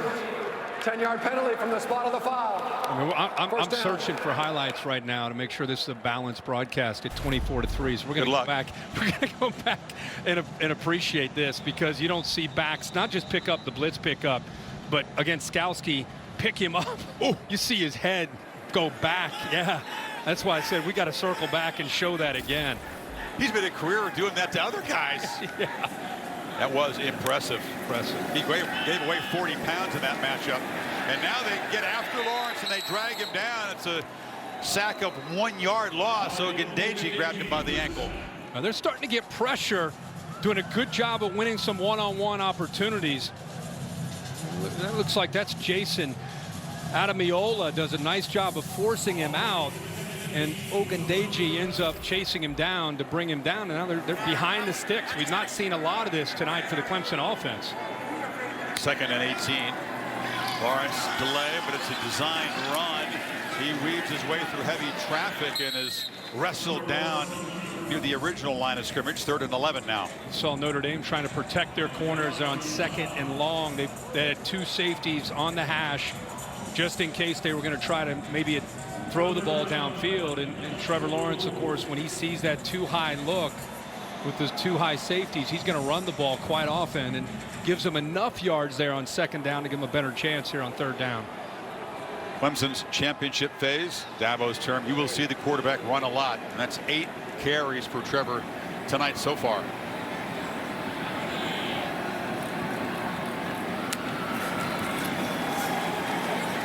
Chased again, looking to create, flips it short. Malusi out of the backfield takes a hit in Notre Dame territory. Leafout forced him out, but it's 4th down and 3. They're really doing a pretty good job up front by getting a push. You know, trying to get Trevor Lawrence off his spot, making him feel the pressure there. And Dalen Hayes does a good job, but Trevor, instead of giving up on the play, just checks it down. thought maybe they might consider it because they're in plus territory. But at this point with this big lead, they just want to continue to play the field position game. Twice, though, Clemson's had great field position to begin drives here in the third quarter. Twice the Irish have come up with stops, trying to maintain some context here, keep hope alive. Spires drops the point, kicks it high, and the fair catch made by Salerno at the 12-yard line. It's a pleasant early evening in Charlotte. Aerial coverage provided by Goodyear, no matter what the season throws your way. And it's thrown a lot. Keep moving forward, Goodyear. More driven. So keep moving forward. That is the motto of 2020. Move to basketball on the ACC network. Virginia ranked 17th against William and Mary. Irish against the Cuse. Carolina and NC State Tuesday on the ACC network. So the Notre Dame defense done their job. You know, a couple possessions, couple stops. That's 6 minutes gone in the third quarter. The lead is still 21, and Williams powers ahead for about 5. This Clemson defense, for the most part, has been rock solid, dictating things with mixing the looks. James Skowski back, Tyler Davis. Both these guys missed that first game, and they of course have made their presence felt by being able to make plays, being able to shoot gaps with Tyler Davis. Good coverage, good job leveraging the ball. Mike Jones missed the game as well. He's back, forces the ball back inside. Mayer makes the catch, loses the ball. Ball still on the ground. Mayer may have maintained possession. That would have been disastrous. He does have it, and it's a first down. Yeah, he had that ball away from his body, and Landon Sanders did a good job of seeing it and just knocking the ball loose. This is what I'm talking about. Get back, get the ball out. And this time he does that to Mayer. Look at Mayer, gets the ball away, punches it out, and look how fortunate. He's fighting. He's fighting. Helmet's being pulled off. But he remembers he had some miscues in the first matchup. He was not going to lose that ball. That was survival instinct, because they would have been out of this game. If you lose that ball, Clemson scores quickly. Now on play action. Long run, long throw. Skoranic's got it. Kirk, you look at Book's night so far. So efficient. He's got 2 incompletions, but the 4 sacks has been the story. Yeah, 4 sacks, and that was a completion for not even a yard. So Clemson's taking away the throws down the field.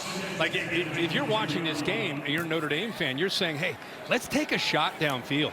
I mean, in the first matchup, how many times do you see McKinley making a play in one-on-one coverage? They've got to try to stretch the defense at some point. Williams tries to escape back. It's going to be tough to throw it over their heads tonight. Yeah, it is. They're concerned about that potential.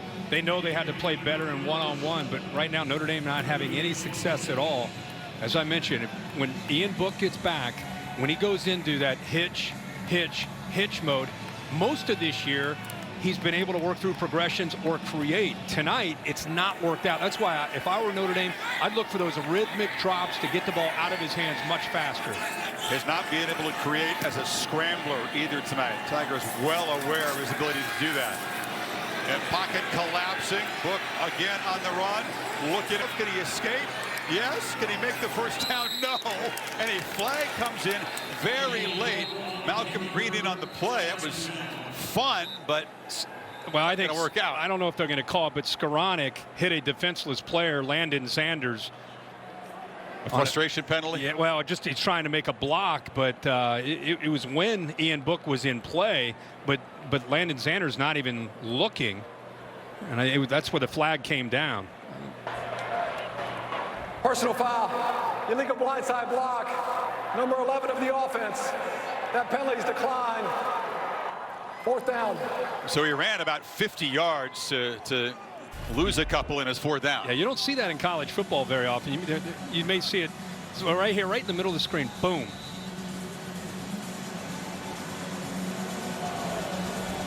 It's a receiver's revenge, right? Yeah, but it's also illegal and a point of emphasis this year. And remember, Sanders, he went out in the third quarter of that Notre Dame game with a stinger.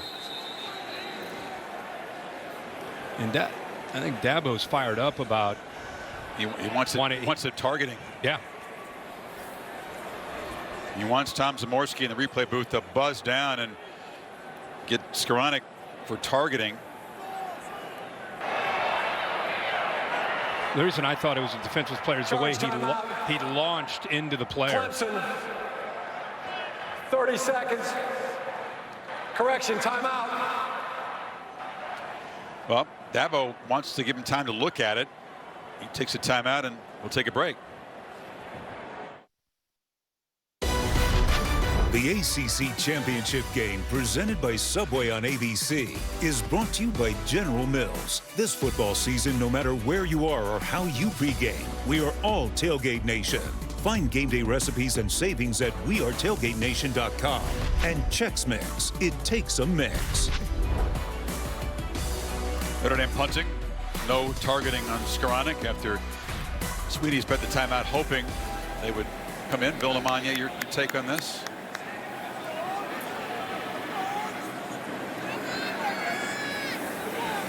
We'll hear from Bill momentarily. It's an excellent call for a blindside block, but he did not get the head neck area.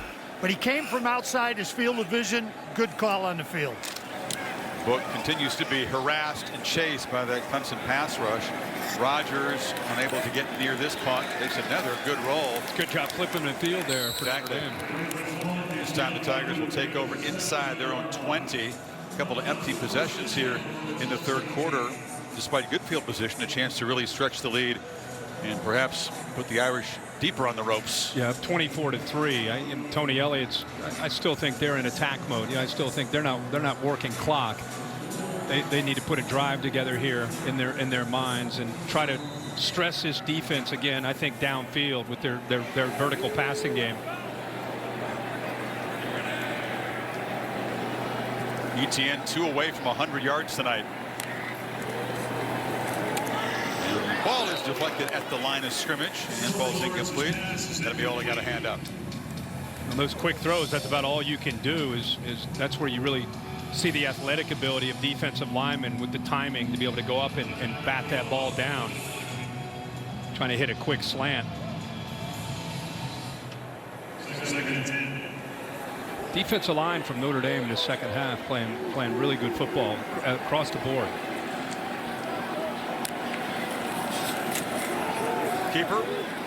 Lawrence runs directly into Clarence Lewis, the corner. That's a freshman out there. I mean, he's watched Trevor Lawrence playing some pretty big football games over the last 2 years as a junior in high school and a senior in high school, and he's out there one-on-one with a big fella. I'll give him a standing ovation for that effort and that tackle in the open field. It's a case where the quarterback's got about 30 more pounds than the corner. Good play, man. 3rd and 9. Love corners at tackle. Ball looped downfield. The circus one-handed catch is made by E.J. Williams. Flashing the potential. This true freshman. It's true freshman on true freshman. Lewis just made that tackle, and now he's one-on-one in coverage against the length of E.J. Williams, who goes up and shows you what he's capable of doing, what a future he has. And really, with all the injuries to these receivers this year, with Ladson down, Nagata down, Justin Ross down, E.J. Williams has been one that's really had to step up. Let's take a quick peek. They'll review this. Looks clean from here. We'll take a timeout while they look at it.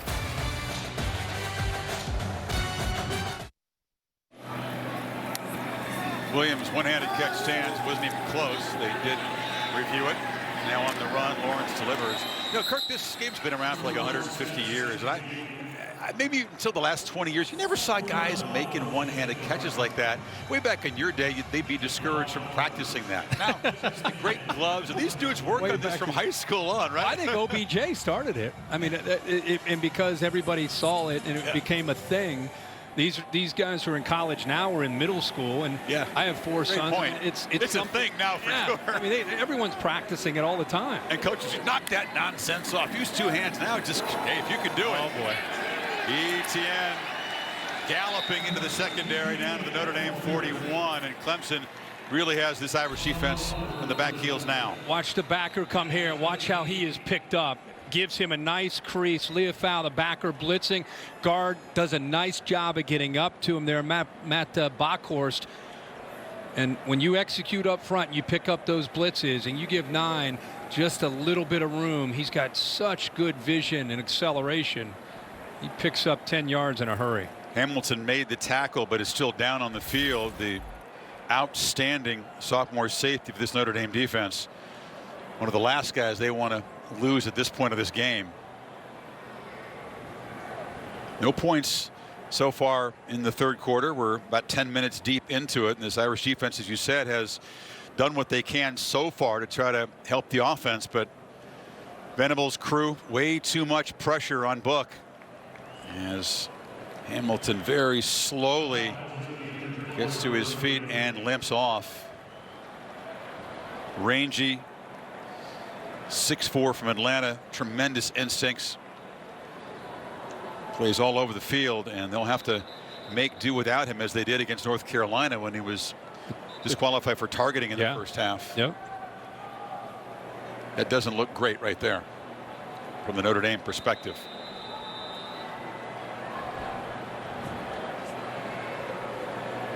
Meanwhile, first down, and Etienne has romped for 115 yards, averaging almost 13 a carry tonight. Remember, 28 yards in the first matchup against Notre Dame's defense. They've gone 6 straight without hitting 100 yards rushing until this game. Lawrence rolls, wants to throw back, and launches it for Etienne, but it was wide and outside.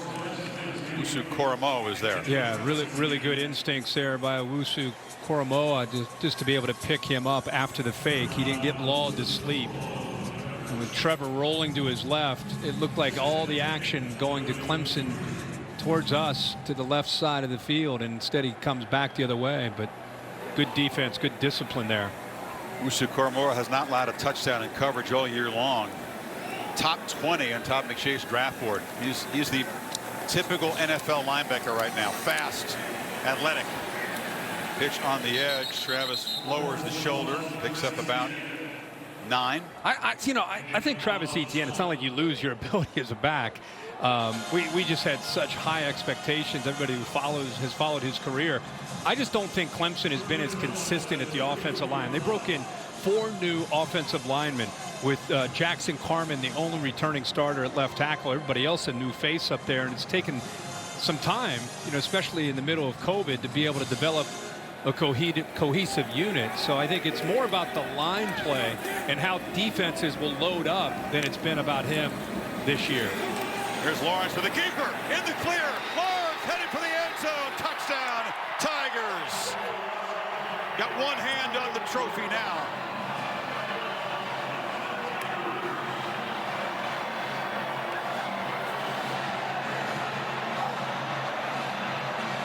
I meant the ACC trophy, but the Heisman trophy maybe too, as he's having a night. We knew his legs would be a factor in this game, and the way it's played out, they've been a major factor along with Etienne. That's 10 carries now, averaging 8 yards a carry. And you knew he'd run the ball more and run it well, and he has. And Lawrence, touchdown run to go with his 2 touchdown passes. They give action this way, and then it's just simple, a quarterback counter following 84. Davis Allen, Bockhorst as well. That's a hat on a hat. Right tackle McFadden gets up to the backer. Safeties, remember, from the other. Not sure everybody's on the same page there. That just opened up, but really good blocking and execution by the offensive line on the quarterback counter. 4 touchdown lead. Is number 16 there the most outstanding player in college football for 2020 in your view? I mean, he missed a couple games because of COVID. What a strange year to vote on a Heisman Trophy with him. Devontae Smith has had a season. The last Heisman winner as a wide receiver. Of course, you know everything. Yes. Yeah. 1991 was the last time a true receiver won the Heisman Trophy. I mean, Devontae Smith put up just a career year. So there's some great candidates, Mac Jones, Kyle Trask, but I think there's a chance that a lot of voters are going to watch this game tonight and see what Trevor Lawrence is doing. Tonight also has been a story about Ian Book not being able to make many plays. They've done a good job of keeping him, like I said, keep him in the pocket. Don't let him get out. Not just spying him, but the defensive ends not necessarily getting upfield. And then you can see the coverage downfield. Combination of coverage, nowhere to go with the ball, nowhere to take off and scramble, and eventually there, Kendrick, the corner, comes up with the interception. You go back to the first game, what he was able to do in the second game. Here you can see design plays versus off schedule. Look at this completion, 3 of 5 and 3 carries for -1 yards. Long throw and a catch. Still just the 2 incompletions. Here comes a flag. They'll tack on 15 as Skoranek was knocked down out of bounds. Little payback for the blindside block that he made on Zanders, perhaps. You know, who knows what's going to happen here, but at 31-3, I keep saying I think it's vitally important that Notre Dame keep not just fighting because you're supposed to be a competitor. Number 31, unnecessary roughness, 15-yard penalty. But that entire committee is watching this game, and they're leaving an impression, lasting impression on the committee. That's what Brent Venables thought. Maybe he was in bounds when he pushed him, but he gets 15 more yards. So that's what I'm saying. Like, there's a lot at stake here beyond the ACC championship for this Notre Dame team right now. Talk more about that in a second. Goodrich extended the arms, but it wasn't very far out of bounds when the hit was delivered. No.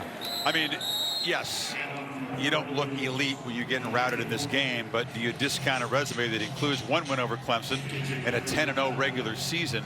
And obviously it's all filtered through who the competition is for one of those top 4 spots. You got an Ohio State team that played and won just 6 games. Yep. Their second top 25 win was today. We don't know what's going to happen in Atlanta yet. Florida could still muddy the picture if they shock the Crimson Tide, of course. Book, again, nobody to throw to. How many times has he had to survey the field and then just throw it away? Looks like a sack. I just asked a truck. I can't remember the last time Notre Dame was in plus territory, and it was all the way back the 3rd series of the game. Remember, all 3 series were in plus territory. Yeah. Remember, Avery Davis had the drop on that 4th down where he and Ian Book weren't quite on the same page. And by the way, we just showed a graphic. We built a little package to show you the job they're doing in coverage and the job they're doing in getting after Ian Book. And there's another example of it yet again. How would each side approach round 2? How many changes do you make? You stick with what you do best, even though you know the other side expects you to do it. Venables is a master. Miscommunication. McKinley's been a total non-factor there, but another flag. Andrew Booth was in coverage. Well, Josh Lugg is 10 yards downfield. I don't know if that's a quarterback draw. I don't know what the call was, but it was clearly a combination of calls, a run and a pass, and Ian Book read throw. And you know, I think Kyron Williams was trying to block as well. A lot of confusion there for Notre Dame, but definitely an illegal man downfield. Skalski walking over, palms up, having a word with an Irish offensive line. It's got a little heated here. And a couple of 15-yard penalties, one on each side for big hits and illegal hits. For a man who was too injured to go in round 1, Ineligible didn't receiver. do much. Downfield, number 75. That penalty's declined. 4th down. Didn't do much the last 2 weeks as he couldn't quite recover from that injury. Skalski's having a good time tonight. Yeah, I mean, there's the center. He's downfield. Ian Book's throwing the ball. Even the receiver, McKinley, he turned around like, what are we doing? Makes it 4th and 6. Kirk, offense on the field here. Desperation time for Notre Dame, down 4 scores. Got to get inside the 35. One thing we know, they're gonna squeeze that pocket. See how Ian Book is able to handle it. Show pressure, bring a lot of it. Book hanging in and delivers, and it's a strike and a 1st down. Tremble's second catch, that was crucial. Now you got a holding call. I think it'll come back in the backfield. You got the blitz again. Kyron Williams picks up Landon Zanders, but we've been bragging about him. He may have wrapped up around Zanders on that block, got his arms around him. He's so good at pass protection. Holding. Offense, number 23. Yeah, that's what they got him. 4th down. He was so good blocking in the first game. Venables had to sort of alter his tactics on the blitzes, but tonight way more effective. Yeah, here comes the blitz right here. He's so good at it, but see his hands go wide, arms go wide. Takedown. So now a punt instead of a successful conversion on 4th down. Irish got to give the football back. Time running out here in the 3rd quarter, and they've fallen 7 points farther behind in this period. It's a low punt. Rodgers this time fields it on the bounce and then just had to duck down at the 14-yard line. Sunday NFL Countdown at a very special early time. Set the alarm, 9 o'clock Eastern, 6 o'clock on the West Coast. Drew Brees back in action, taking on Mahomes and the Chiefs. And this week on Monday Night Football, Big Ben, we saw their opening game against the Giants, and the Steelers on top against the Bengals, 8 o'clock Eastern. Yeah, they've lost a couple, just exactly what you need to kind of get you going. A trip to Cincinnati, get the wins going again. Yeah, but they're battling for home field now. They had command of it. Now the Chiefs good on Monday. We'll be all right there. As a lifelong Bengals fan, I can assure you. Rodgers, kind of like an extended running play. Just get it to him in the flat, and the guy who is kind of built like a running back picks up about 3.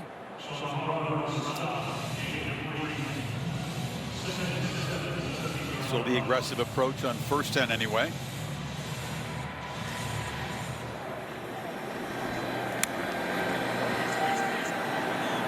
Lucy in at tailback.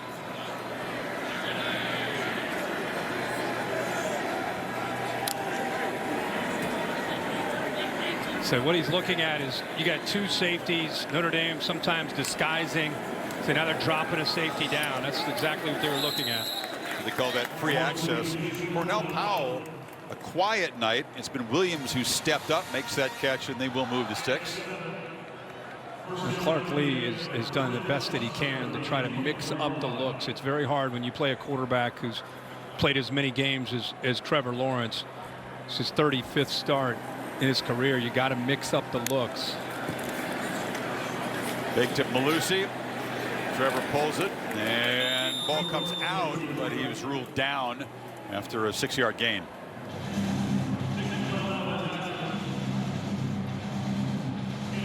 If they choose to make it the final play of the third quarter, that will be. Still have Kyle Hamilton out of the game and Houston Griffith in for him. Like you said, Chris, we saw the same thing in Chapel Hill a few weeks ago. It's a different story tonight overall for this team, down 31-3. Clemson in control. That Etienne touchdown run just before the half built up the lead.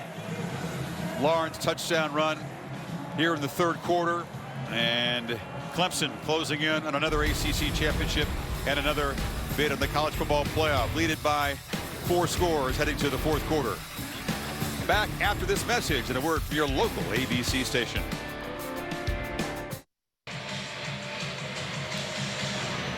College Football Playoff Selection Committee gathered in Grapevine, Texas. It was Rick George, the Colorado AD, new member of the committee this year. Heard it through the grapevine. Now you'll hear it Sunday, noon Eastern time, the CFP selection show. Setting up not just the semifinals in Pasadena for now and New Orleans. Of course, a lot of the other New Year's Six bowls as well. On the slant, catch is made, and Williams is knocked down immediately. And when this offense is going, I mean, they're going to stretch you horizontally with the run game, with the quick throw. They got the ability to run with the quarterback, Trevor Lawrence, Etienne up the middle. They can stretch you downfield with shots. They can hit you with a quick slants. They find the weakness, and they're able to locate it and attack. And E.J. Williams has stepped up tonight, 4 catches for 80 yards. Frank Ladson is available. He was out there briefly, trying to come back off an injury. Still rusty, hasn't really contributed much. Lawrence finally just dumps it down. That's Galloway, the tight end. And he's out near midfield, knocked down. A little awkward, but it works. Well, with Carmen out there, I mean, I think it didn't necessarily look pretty, but watch the left tackle get out in front. Trevor Lawrence is looking. He's kind of the threat of the run, and then he just kind of checks it down. But look how you have a design there with the left tackle. He didn't pick anybody up, but the fact he's out in front, I think it's a design to get the ball to Galloway, who's had a quiet night so far tonight. Rodgers trying to avoid a block in the back. I'm not sure that he did, but no flag, and looking to throw on first down. Trevor escapes. He's got room and stretches for a 9-yard game on the scramble. Griffith on the tackle.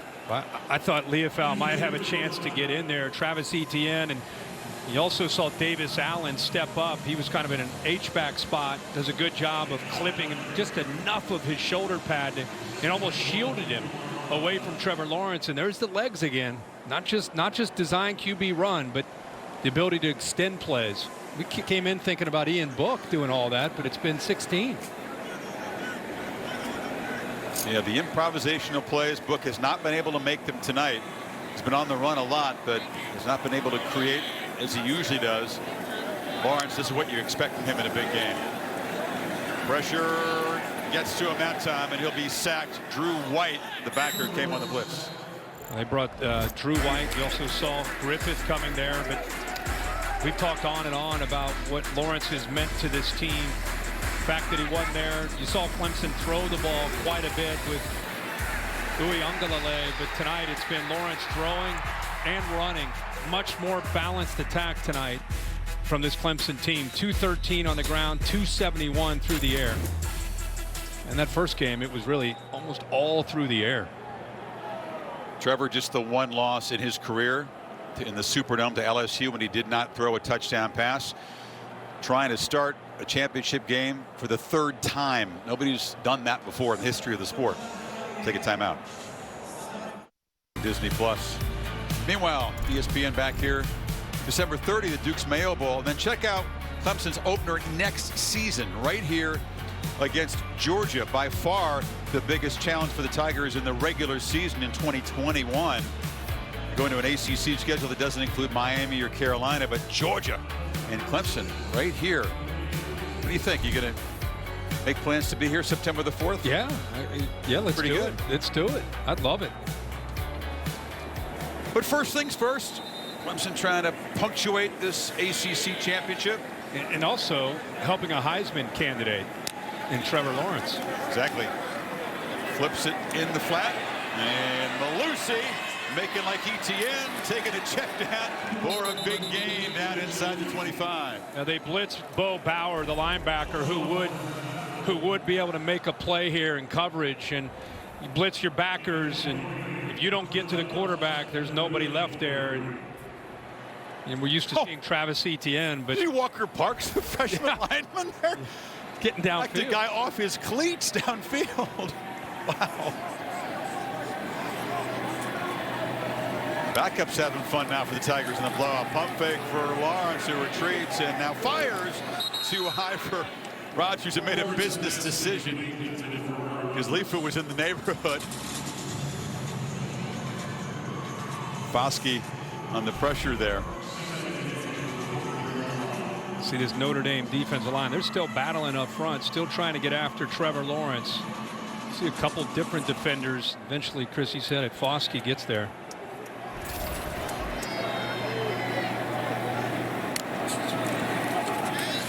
Malusi on a second down run. Falls forward. The sophomore from Naples is a talented runner. Travis will move on to the NFL, and then that linebacking rotation will be up for grabs next season. Malusi figures to be involved in that. Chris, watch your guy here. Parks again, 64. He's coming around, building up momentum. Boom, with a big hit again. Oh my goodness. He hits Drew White. Could you have fresh legs? He's just out there like, let me hit somebody. He's doing it. Coming out swinging. He is doing it. Big fella from Kentucky. Shovel pass. That's Galloway, the tight end, coming around. The Irish were ready for that short gain. Actually, Adamiola ends up making a play. He's optioning off of Leofau, the linebacker. That part of it worked, but Adamiola ends up coming from the inside to be able to take that play away, or that play had a chance for some big yards. It's Justin. And now Potter trots out for a field goal try. This from 37.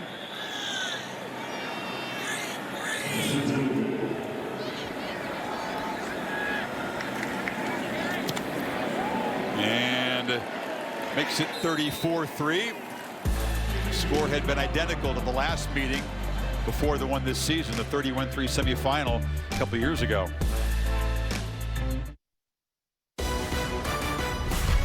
The The ACC Championship game on ABC is presented by Subway. Get a free footlong when you buy 2.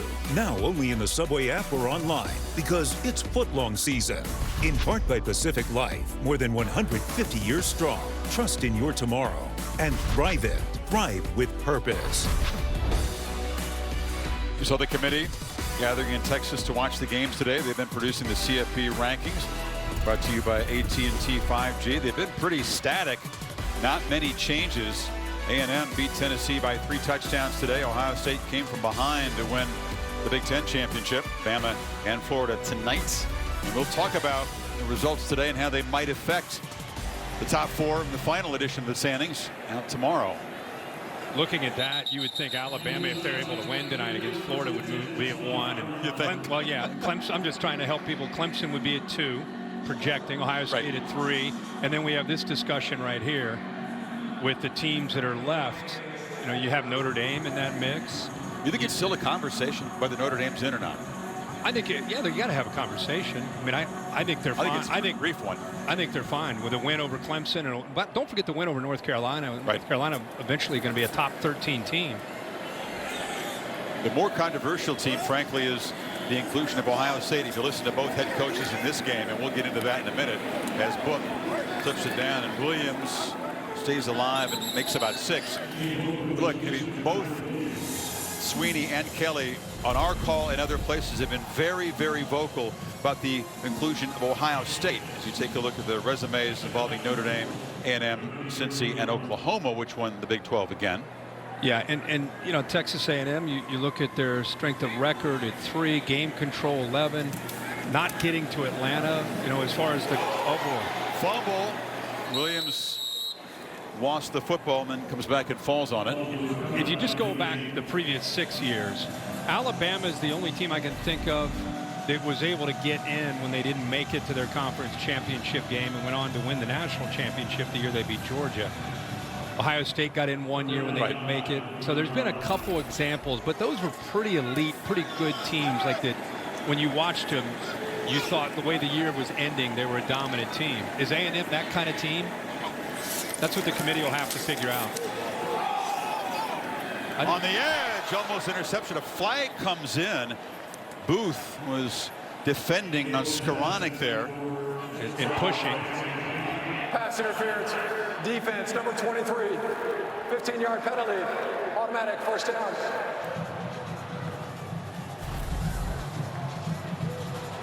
He jams him at the line of scrimmage, and then because of his size, and you know, if he was able to turn his head and a little sooner and have some of that pushing back and forth, they probably would have let it go. Book, for once, has time for the pocket, launches down into heavy coverage, and it's broken up by Fred Davis, a true freshman corner. McKinley has just not been a weapon at all tonight for the Irish. You know, one thing on that graphic, we kind of went over it real quick. One thing that I don't know if they'll come into play or not, Chris, is Oklahoma. We saw them at Bedlam. Bedlam, you know, they're a team that I don't know if I would want to play Oklahoma right now. With the way they've been the last 6 games now, they have been dominant. They've been on fire, no doubt, ever since the narrow escape against Texas and multiple overtimes.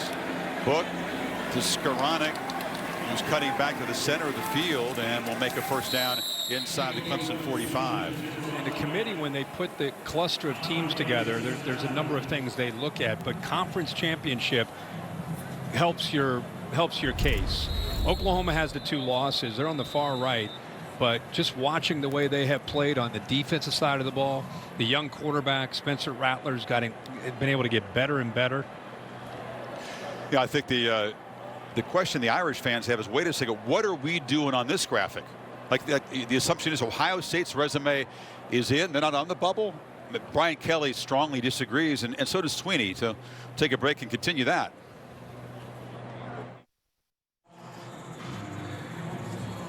So we'll continue our conversation here. You don't usually hear coaches of teams that are tracking to be in the playoff with both Sweeney and Kelly's teams were taking such umbrage at another team being included, but they both took issue with the idea of a 6-win Ohio State team. This before the Buckeyes had beaten Northwestern today to win the Big Ten championship being included, just because how difficult it's been to get on the field and play games and win games this season. Juggled and dropped by Mayer. I was surprised, but they were very, very strong. Nothing personal against Ohio State, Dabo kept reinforcing. He just didn't think any team playing only 6 games versus teams that have played, 11, 12. Right. I think we're in unprecedented times, and if Dabo had played 6 games and won the ACC championship, he'd probably say, hey, we can only control what we can control. I think he'd have maybe a different tune. I don't doubt that. And now a flag comes in as the pass was incomplete, and Mayer was hammered over there. Is that Skalski? Dabo doesn't like what he thinks he sees from this flag. It's just too much chirping going on. I think, I mean, that Clemson's having fun. They're up big. Personal foul, targeting, defense, number 24. That play is under further review. This is Nolan Turner, and this is crucial. If targeting is upheld, he would not be able to play in the first half of the semifinal game. Yeah, that's a great point, Chris. Here in this game's over at this point. This is a good one for Bill to evaluate, really break down for us. You have a defenseless player and a receiver. He comes in leading and he hits him with his head. Forcible contact. You're going to have a targeting call here. Wow. The flags came out quickly. Dabo didn't like it, but I think he knew. He saw exactly what you saw, Bill, but from ringside down there. He caught him right in the ear. The whole thing replay will decide on if that's forcible. I see forcible contact. I see replay confirming the call on it. And Turner is a veteran guy back there, Kirk. He's got 6 career interceptions. That's double what any other Tiger has in their career. He had one against the Irish in that playoff game, and what's going through his head right now is, oh my goodness, I might miss the first half of the semi. Watch Skalski after the play. This is really unlike Clemson. I mean, Brent Venables and Dabo run a tight ship. They've been doing a little bit of this, not a little bit, a lot of this in the second half, and I'm surprised to see it. Well, we knew Skalski was emotional. We knew he was keyed up, heckled by those Irish fans at the end of that game in South Bend. No excuse for that. You're right. It's out of character for this program. Usually they take the high road. The bigger question, though, is the starting safety for Clemson. It's a big one. I don't see how they could pick the flag for targeting up, Bill. I mean, it seems pretty clear. I think I'm looking down at Nolan Turner. The ruling on the field for targeting is confirmed. 24 is disqualified. 15-yard penalty, automatic first down. There are people around the country, even though they acknowledge player safety is important, who hate this rule. They hate the repercussions of it, which means that he's going to miss the first 30 of the semi. That's what I was about to say. That is big for no matter who they play, because of he is the veteran. He's the guy that everybody else is a new starter back there, with the exception of Kendrick, and he's in the middle. He and Skalski get everybody lined up. Good, Brent. He falls to the ground, and maybe because he knows he's not going to like the call, and he's already figuring out what I'm going to do with that 24. Big deal. Tyree breaks free, and the freshman knocked out. It's the one thing at this stage of the game that seems to be clearly decided, is you don't get anybody hurt, and if you're going on, as both these teams expect to go on to the playoff, don't get anybody knocked out for the first half of the next game. And right there it happened. Yeah, and I mean, they have a lot of guys that have gotten a ton of experience because of different injuries and COVID, and so their growth has been accelerated on that back end. Tyree breaks free, and finally the Irish find the end zone with 8:09 to play. And the freshman from Virginia, who wears Rocket Ismail's number 25 and has great speed, is the one to score the first touchdown for Notre Dame. Watch the surge on the right side of that offensive line, and the read here by 25. It's designed here. He's going to bounce it, kind of feels the grass and the space to the outside, picks up a good block by McKinley, and then has the speed to be able to get to the end zone. But what a good job of being patient, using his vision and seeing that open up on the right side.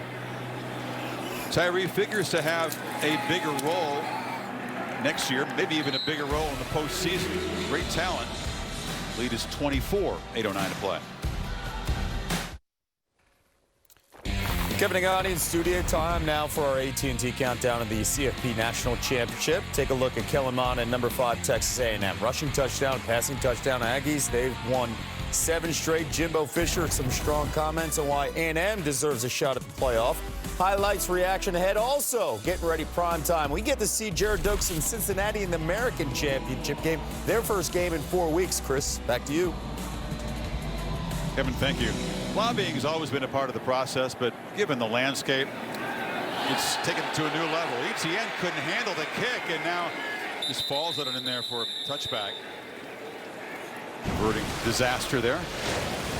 Pacific Life game summary. Quarterback comparison.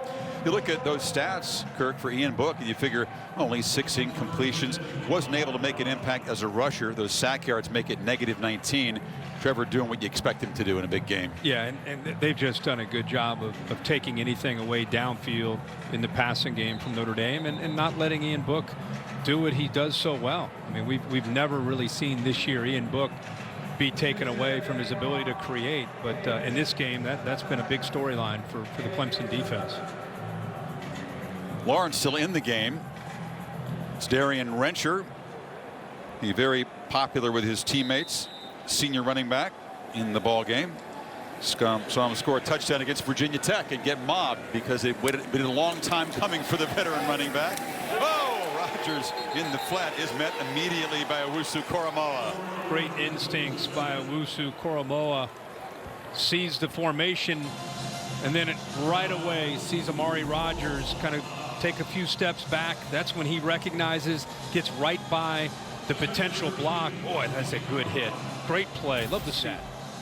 He's just a force of nature out there. Hasn't been able to make the spectacular play tonight like he did the first game when he got Etienne's fumble off the carom and ran it to the end zone. But if you remember, solid night though. That play very similar to the way he recognized and then got accelerated into the backfield before Etienne. He actually peeked up and looked at him. That's why he dropped the ball. Going to be fun to watch on Sundays beginning next year. Lawrence delivers underneath, and that's J.C. Chalk, tight end. They're at 34-10, and they're acting like it's 13-10. They are still running their offense that they've run the entire game. They're not in 4 corners. Let's run the ball. Let's work the clock. Had Notre Dame not scored a touchdown right there, maybe it'd be a little bit different, but certainly you could justify the aggressive approach here. Not to mention, Trevor. A few more stats on the resume. That Heisman Trophy has eluded Clemson. Many of their fans thought that Deshaun Watson was extremely deserving. And Lawrence backpedaling and just flips it. And that's Powell running free. Took him a long time to make a big play. But that ball moves into Notre Dame territory now. I mean, this is incredible patience, baiting the defense towards him, and then at the last second realizing that he's got exactly the look that he wants on a crossing route. Right here, he's working. It's like a fadeaway jumper, and look where the accuracy of the ball. That's a great analogy. It's too good to be true. A fadeaway swish. All net from 3. Actually avoided the contact too. Backpedaled quickly enough. 2 pass rushers on the ground, and they didn't get him down. Many of the backups now in at receiver and running back for Clemson, but it's still Lawrence on the carry.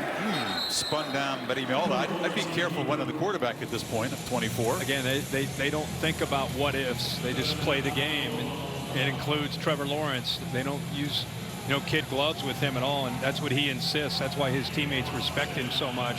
That was another zone read. Adamiola gave him a read like he was coming down on the back Rencher, and then actually at the last second jumped out, and he was able to make a play on Trevor Lawrence. I understand he's a tough guy, but it is a 24-point game with 5 minutes to go, and there's bigger things ahead here, brother. I think until he's out of the game, I think they're just running their offense. I'm with you, man. I get it.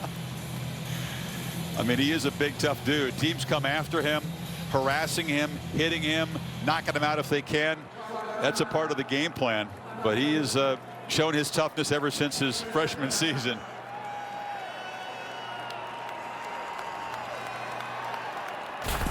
I want to show the guys that I'm going to compete. I'm not worried about getting hurt. And no matter the moment, I'm going to do whatever it takes to win. So I think that's the biggest thing that I try to bring to the table is toughness, and I try to be the toughest guy on the field. Yeah, I did a Zoom with he and Ian Book, and I asked him when it was over, I said, I noticed at the Virginia Tech game, I thought I saw a little stash. And then at the end of the interview, I said, are you got a stash going? And he said, yeah, he goes, it's 6 weeks. That right there, is that 6 weeks? 6 weeks of growth. Can almost see it. One thing he can't accomplish, I guess. There's not many. At least he had a sense of humor about it. Yeah, oh yeah. That can't be a month and a half. He says he's 6 weeks. He's proud of it. Oh, they give him a standing ovation. Check him out of the. There you go. The curtain call, the Clemson faithful, the lucky 1,000 or so able to get in here with a standing ovation and a hug from his head coach. And the man who had to go the distance, all double overtime of it the first time out, DJ Uyunglele, now in to mop it up. Rensher with the carry. Rensher will be part of the Home Depot College Football Awards show done virtually in January. Winner of the Disney Spirit Award, which is pretty cool. Here's Trevor's day. Didn't get off to a great start, threw a pick early, but then this play to Rodgers, the 67-yarder, got him going. Yeah, I think this offense, after the interception, found their rhythm. Combination of the big plays in the passing game, along with the running game of Etienne and Trevor Lawrence.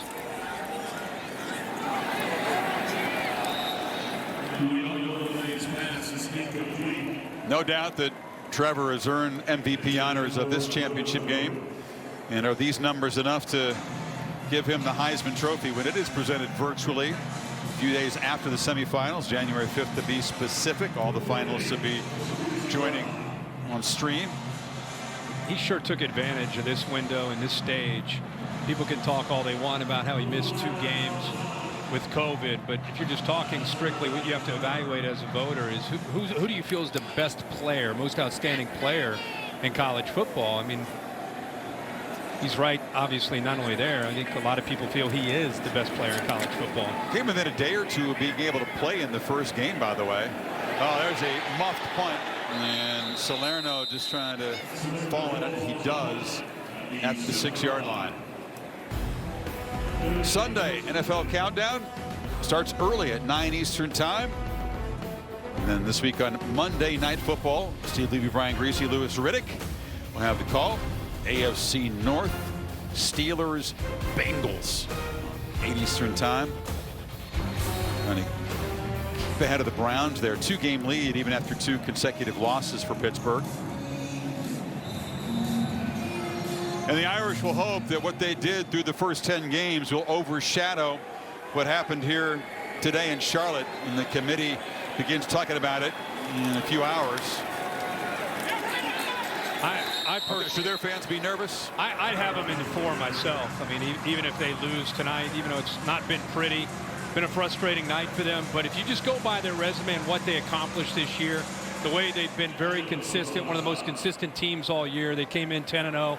They beat Clemson at the time, the #1 team in the country. Don't forget the North Carolina win in Chapel Hill day after Thanksgiving. They'll probably be in the top 13 next week. I think they're okay. I'd put them in the 4, but I think it's what they've accomplished and also who they're competing against for one of those 4 playoff spots, because there's clearly holes. You talked about Texas A&M and Ohio State again. We're never going to have a year, we hope, in the sport where a team with 6-0 record is in contention for a playoff spot.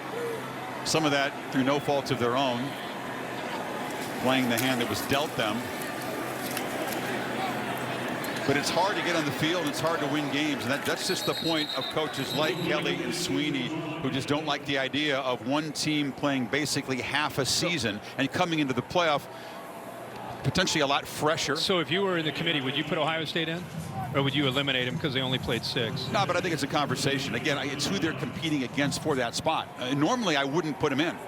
If there were another conference champion or a contending team that had played a lot more games, that had a powerhouse resume, I don't think that exists right now. You talked about Oklahoma with 2 losses. A&M with one loss, but not winning their division, and a lopsided loss to Alabama, a win over Florida, a late come-from-behind win on their home field. Yep. Which is the best thing on their resume. You have Cincinnati out there sitting there as the group of 5. The deck is stacked against the group of 5. Yeah. It's just not going to happen under this playoff format.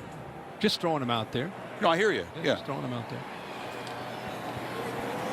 So are they one of the 4 best? Yeah. And that's the mandate for the committee. But I do think there's a discussion there because they still played half a season.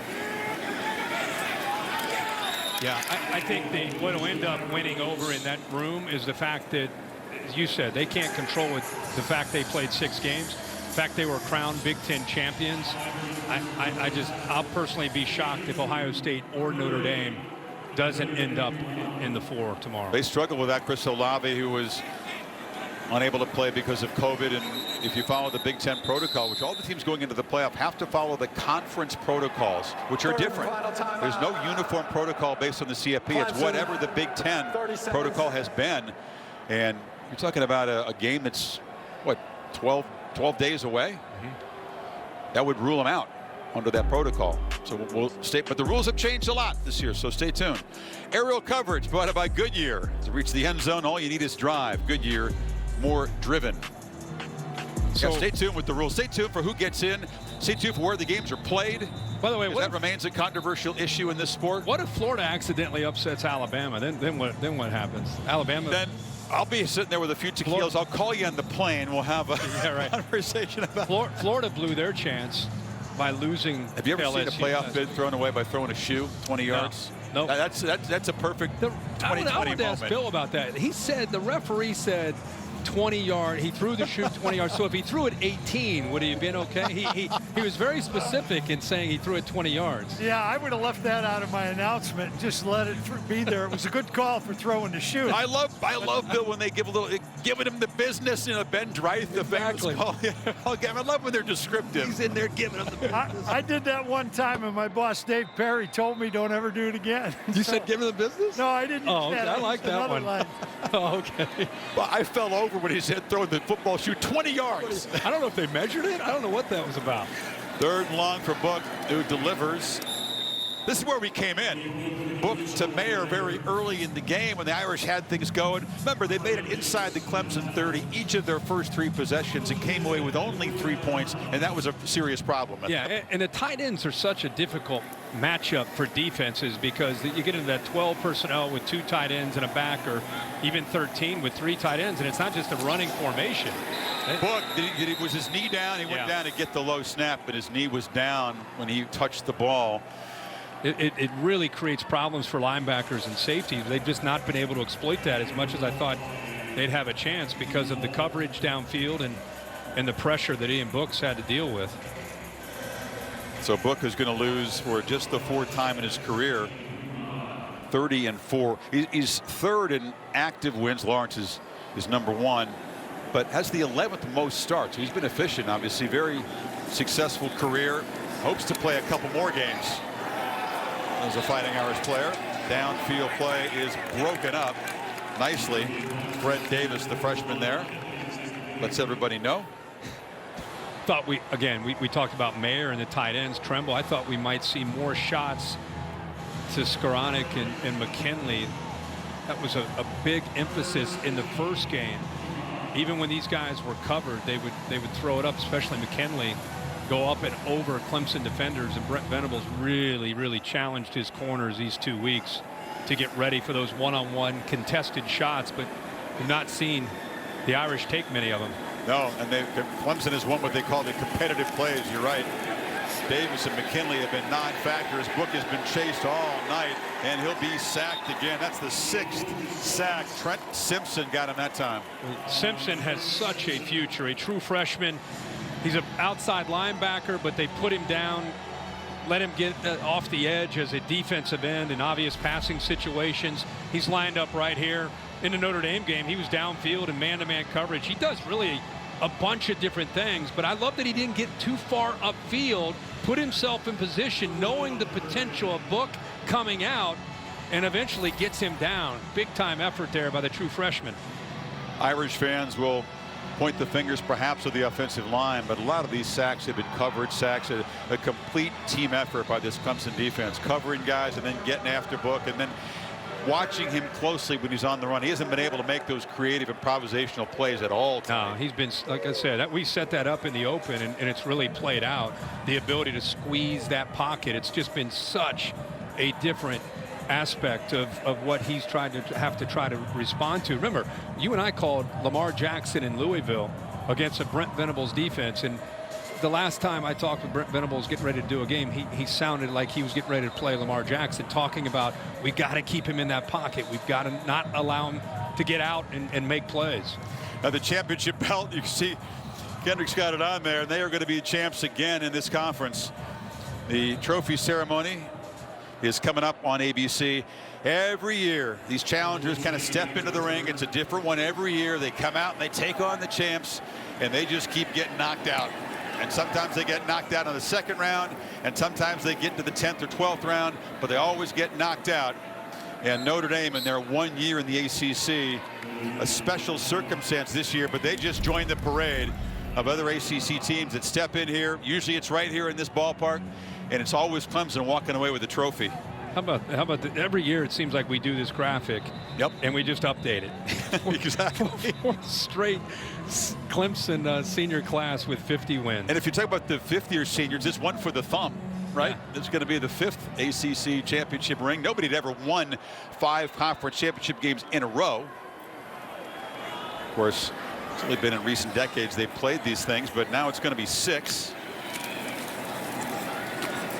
This is a bigger. Oh, Dabo just got the Gatorade. It got him pretty good. It'll feel okay. Oh, incoming. He's had a few of these. You'd think he'd have his head on a swivel. Just don't hit him with a bucket. Yeah. Well, even in a surreal season in the ACC, the song remains the same. Clemson's Tigers are the Kings. We'll have a trophy tonight. Don't know if they still have a pizza party waiting the playoff bid. They'd sit there if Alabama wins their conference as expected. And we'll see what happens with Notre Dame. They would have to be the 3rd seed under that scenario to get round 3. It's been since 1909 since 2 teams have played 3 times in a season. I don't know that a lot of fans want to see that based on this 24-point win, but the Irish certainly hoping that what they did the first 10 outweighs what happened here today. Big time step up by Clemson. It's not just the way their defense played, Chris. This is the first time their offense has looked like their potential. Balanced attack. They've had to do it through the air most of this year. Tonight, they were able to run the ball and throw the ball, so that momentum goes into the postseason, into the playoff. A spectator the first time. The star tonight, Trevor Lawrence, is with Maria Taylor. All right, Trevor, you were there as the fans were rushing the field for Notre Dame and celebrating a victory, and now you're here to play in a dominant win that leads to an ACC title. How does living through it the first time make this moment even sweeter? Man, it's just a great moment. This team has just been through a lot this year. Obviously, everything going on, the ups and downs, and just to see how steady we've been. Just kept coming back to work every day. And just goes to show how much better you can get throughout the year. And it's the most important thing is who's playing well at the end of the year. And we've gotten so much better. Really just proud of this team. Just a great overall win. Obviously, everything kind of went how we expected it to go, so it was awesome. We know that you're in the championship phase, as you guys call it, at Clemson. What was your mindset coming into this game? Because in the first half, 24 straight points you guys scored and were able to really be dominant on the offensive side of the ball. Yeah, I feel like we had a really good plan. You know, we had 2 weeks. I feel like we had them dialed in pretty good. All the guys took ownership of it. And, I mean, really, besides the interception I threw early, we were putting a bunch of drives together. I think the first half, that drive right there, obviously turnovers, they got the ball. Then we scored a few in a row and then kicked a field goal. So we had a really good first half. Came out a little slow second half, but kind of picked it back up. But just a good game. What's the message you think you sent to the College Football Playoff Selection Committee here tonight? We're back. We're back again. We're ready. So. And I know you don't like to talk about yourself, but you're always in the Heisman conversation. What would it mean to you to be a finalist that's announced? It'd be awesome. It's something I grew up watching as a kid. it'd be a huge accomplishment. Obviously, I think that's, it's an individual award, but I really think it's a team award. I've had a lot of people helping me these past few years, so it would be awesome. But really, I'm just focused on winning these next two. All right, thanks for your time, Trevor. Congrats. Thank you, Maria. Thanks, Maria. The milestones, the trophies, both individual and team, still very much in play. There ought to be an investigation if he's not a Heisman finalist. I mean, many believe this is enough tonight to earn him the Heisman Trophy. Becomes the first quarterback to start and win in 3 ACC championship games. Deshaun did it a couple times. Tyrod Taylor actually played in 3, but started in 2. And tonight, after a shaky start, the pick, he really got it going quickly. Yeah, they were in sync. He just talked about after the interception, things seemed to feel good, and they should have. They were able to run, put a lot of pressure on the secondary at Notre Dame. Pick your poison, step up against the run of Lawrence and Etienne, deal with that. Once he started to run the ball, I think it just opened up more opportunities in the pass game. They really worked together well. Great plan and design by Tony Elliott, Dabo Swinney, the entire offensive staff to put Lawrence. There's his parents that are fired up to be here again to see another championship. Other part of the equation tonight, Ian Book was held in check. The Irish never got the ground game going, and Venables' defense, you see him there with Skalski holding Notre Dame to 263 total yards, Kirk. Yeah, it was a group effort. I mean, this is probably the best they've looked the entire year as far as playing complementary football. The defense did what they needed to do. They were challenged for 2 weeks by Brent Venables. I asked him, who played Ian Book in practice? Because he's notorious about running scout team quarterback. I said, I know you're not out there doing all that scrambling. He goes, oh, no, I am. That's what I did for 2 weeks. I was Ian Book. And so he gave him the best look that he could give him. And at the end of the day, that defense was incredibly well prepared. They didn't let Book get out and do anything. And they were physical at the line of scrimmage, which they had to be against that run game. So Travis Etienne, 124 yards rushing in the week that he graduates from college, calling that his proudest accomplishment. So a good week for Etienne. And after 6 games in a row not getting to 100 yards, he was overdue to bust out, and he did. Yeah, Trevor Lawrence is going to get a lot of the attention, and he should. But like I said, I think it was the balanced attack. And if you're a defense and you've got 9 going one way in the run game, 16 going, the threat of 16 going the other, that gets your eyes into the backfield. And now you're really setting up for what they want to do. Now they get those vertical shots and those one-on-one opportunities. So we'll see who matches up with them. But the way they're humming right now, coming off their best collective performance of the year, they got to be feeling pretty good about the postseason. One potential is a rematch of the Fiesta Bowl semifinal a year ago, the hotly contested Clemson-Ohio State game. If the committee would move the Buckeyes to 3, perhaps that would put Ohio State 4, and they would avoid round 3 of this matchup we saw here today. I know they say they don't try to manipulate the matchups, but sometimes it... Well, if that happened, you'd have Trevor Lawrence and Justin Fields. The ending and the way that game was played last year out in Phoenix, a lot of energy. And then Dabo may do it again. He's already said he has questions about whether or not Ohio State should be in. It'll be interesting to see the post-game comments tonight from both Brian Kelly and I think from Dabo Swinney. Remember, anything you say potentially is bulletin board material if you end up playing that team. Absolutely. You can't have better bulletin board material than what Day would have to work with. Already. What Swinney said. So already, yeah. We'll see who's in. Where are they headed? That continues to be an issue. Will that semifinal game be played in Pasadena? It's been a big topic of conversation and controversy for both Dabo Swinney and Brian Kelly. Will it be shifted to Arlington? Stay tuned for that. We know that New Orleans, the Superdome, is the site of one of the semifinal games. The issue would be, of course, with the Rose Bowl that spectators are not allowed at sporting events in California, and LA County continues to be a major COVID hotspot. Swinney and Kelly vocal about having the parents of the players and maybe some other fans able to watch the semifinal. So that's a very tough situation that the CFP is dealing with. Yeah, as you were saying that, I was watching Dabo hugging Trevor Lawrence. It just had me thinking about how spoiled he's been at that position. Taj Boyd really got this train going a few years ago. Deshaun Watson, Trevor Lawrence, DJ Uiagalelei next. Who knows who's coming in after that? But that position's treated him pretty well and given him a lot of opportunities to win ACC championships and much more. And his predecessors at the position did a lot, but no one at Clemson or anywhere else has ever started in 3 national championship games. Lawrence is a win away from doing that. So there's plenty of firsts, plenty of achievements, and a lot more still to play for as Clemson wraps up the season the regular season anyway, where they expect to, right here, winning another ACC championship. Tomorrow, the CFP Selection Show presented by AT&T 5G. SportsCenter coverage at 11 o'clock. Then the show begins at noon Eastern time. Semifinals, the Rose Bowl game, perhaps in Pasadena, and the Allstate Sugar Bowl. And then, of course, Miami, Hard Rock Stadium is the scene of the national championship game on January 11th.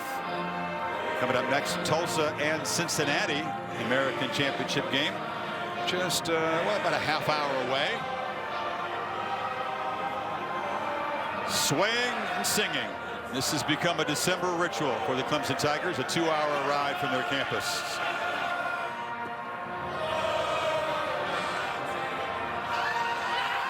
Usually they got a orange-clad crowd of, tens of thousands here.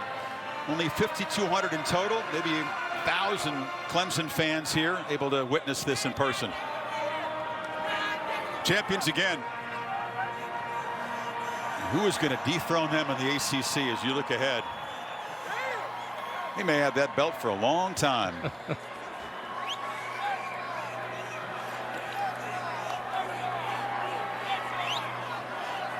They came out with a purpose. I mean, is that a middle linebacker? I can't get enough of 47. Neck brace, ink. I mean, he just sums it up right there. All right, Maria Taylor will preside over the trophy presentation in the field. One more time, trophy will be handed to the Tigers. Maria? Ladies and gentlemen, at this time, we would like to direct your attention to midfield for the presentation of the 2020 ACC Football Championship Awards. Joining the ACC and the Clemson Tigers is ESPN's Maria Taylor. Thank you and good evening. It is my pleasure to be here again for the 2020 ACC Championship Trophy Ceremony. And first and foremost, we want to say congratulations to Notre Dame for a great regular season and making it to the ACC title game. And good luck with the rest of their postseason. But Clemson Tigers, congratulations again on yet another championship, your 6th straight outright ACC title. Representing the ACC and Commissioner John Swofford is the Senior Associate Commissioner for Football, Michael Strickland, and he will be presenting the trophy to head coach Dabo Swinney.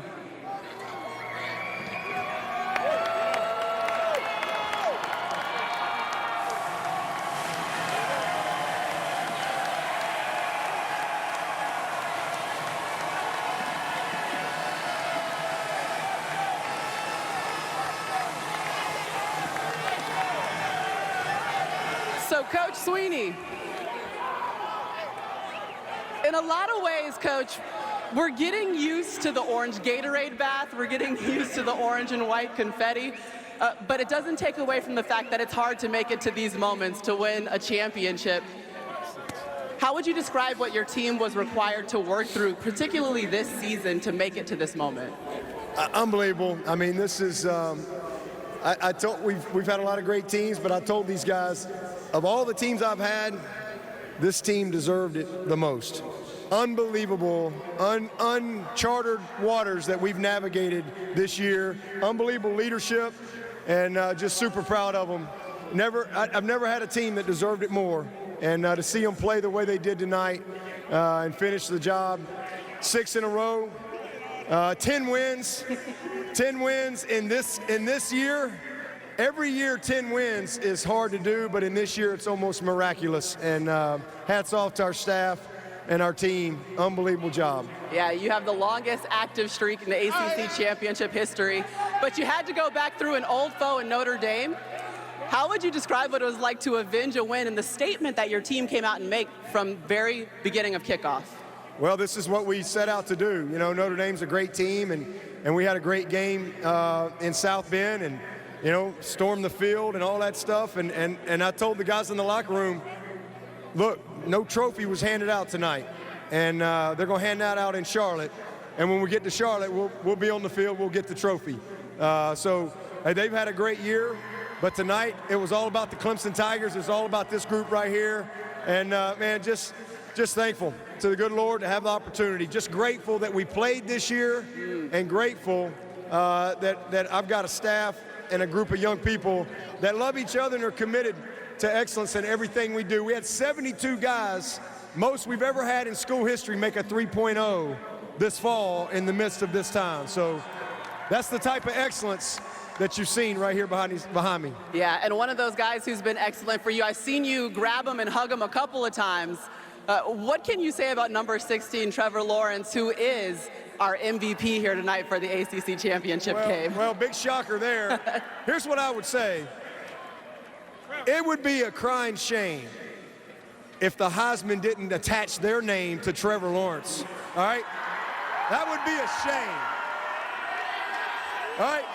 I know that's become a stat award, but if you watch college football and you don't know this is the best player in the country, I don't know what you're looking at. So to me, the Heisman should want their name attached to Trevor Lawrence. That's what I got. That's a perfect preamble for Trevor Lawrence, who is the ACC championship MVP. Please grab your trophy from Michael Strickland.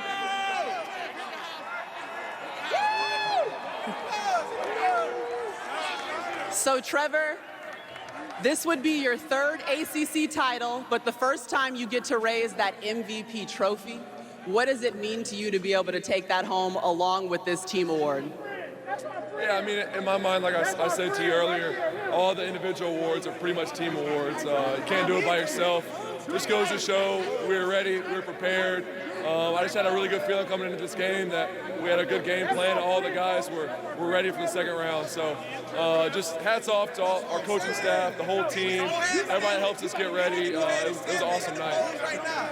I see your team is pretty excited behind you, but you guys have been through a lot this season. You had to be out due to COVID. I mean, you've had to really commit to making this season finish. How would you describe what it's been like for you and every single guy that's behind you right now? It's been tough, but honestly, it makes moments like this even better.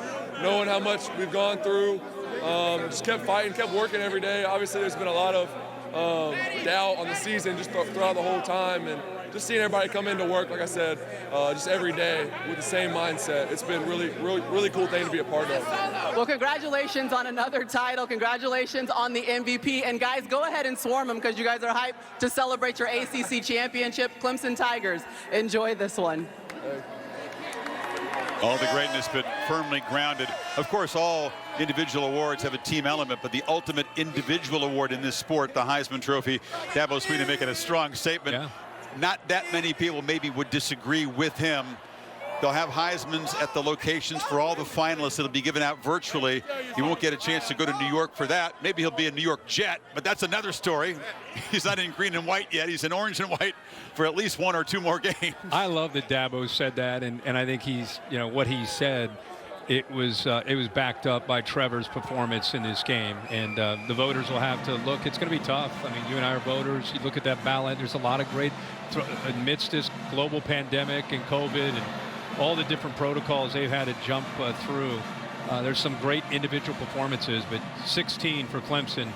He's delivered. He's lived up to the hype and had an exclamation point of a season with his performance tonight in Charlotte. Maybe it's fitting in 2020. Lawrence, of course, was touched by COVID himself, forcing him to miss the first game, but more than makes up for it here tonight. And you believe that Notre Dame has done enough? They're still going to be in that bracket. I think they will. Coming in at 10-0, this game went sideways on them in a hurry, but I think the resume, the committee will look at that entire resume, and that should be enough. Tulsa, Cincinnati, the American Athletic Conference Championship game coming up. Game produced by Bill Bonnell, directed by Derek Mobley, for Bill LeMonnier and Maria Taylor. For Mike Black, Mark Amenzo, Darren Brown helping us out. And for Chris Fowler, so long from Charlotte. It's the Tigers on top one more time. College Football Scoreboard Show. Stay tuned for that right now.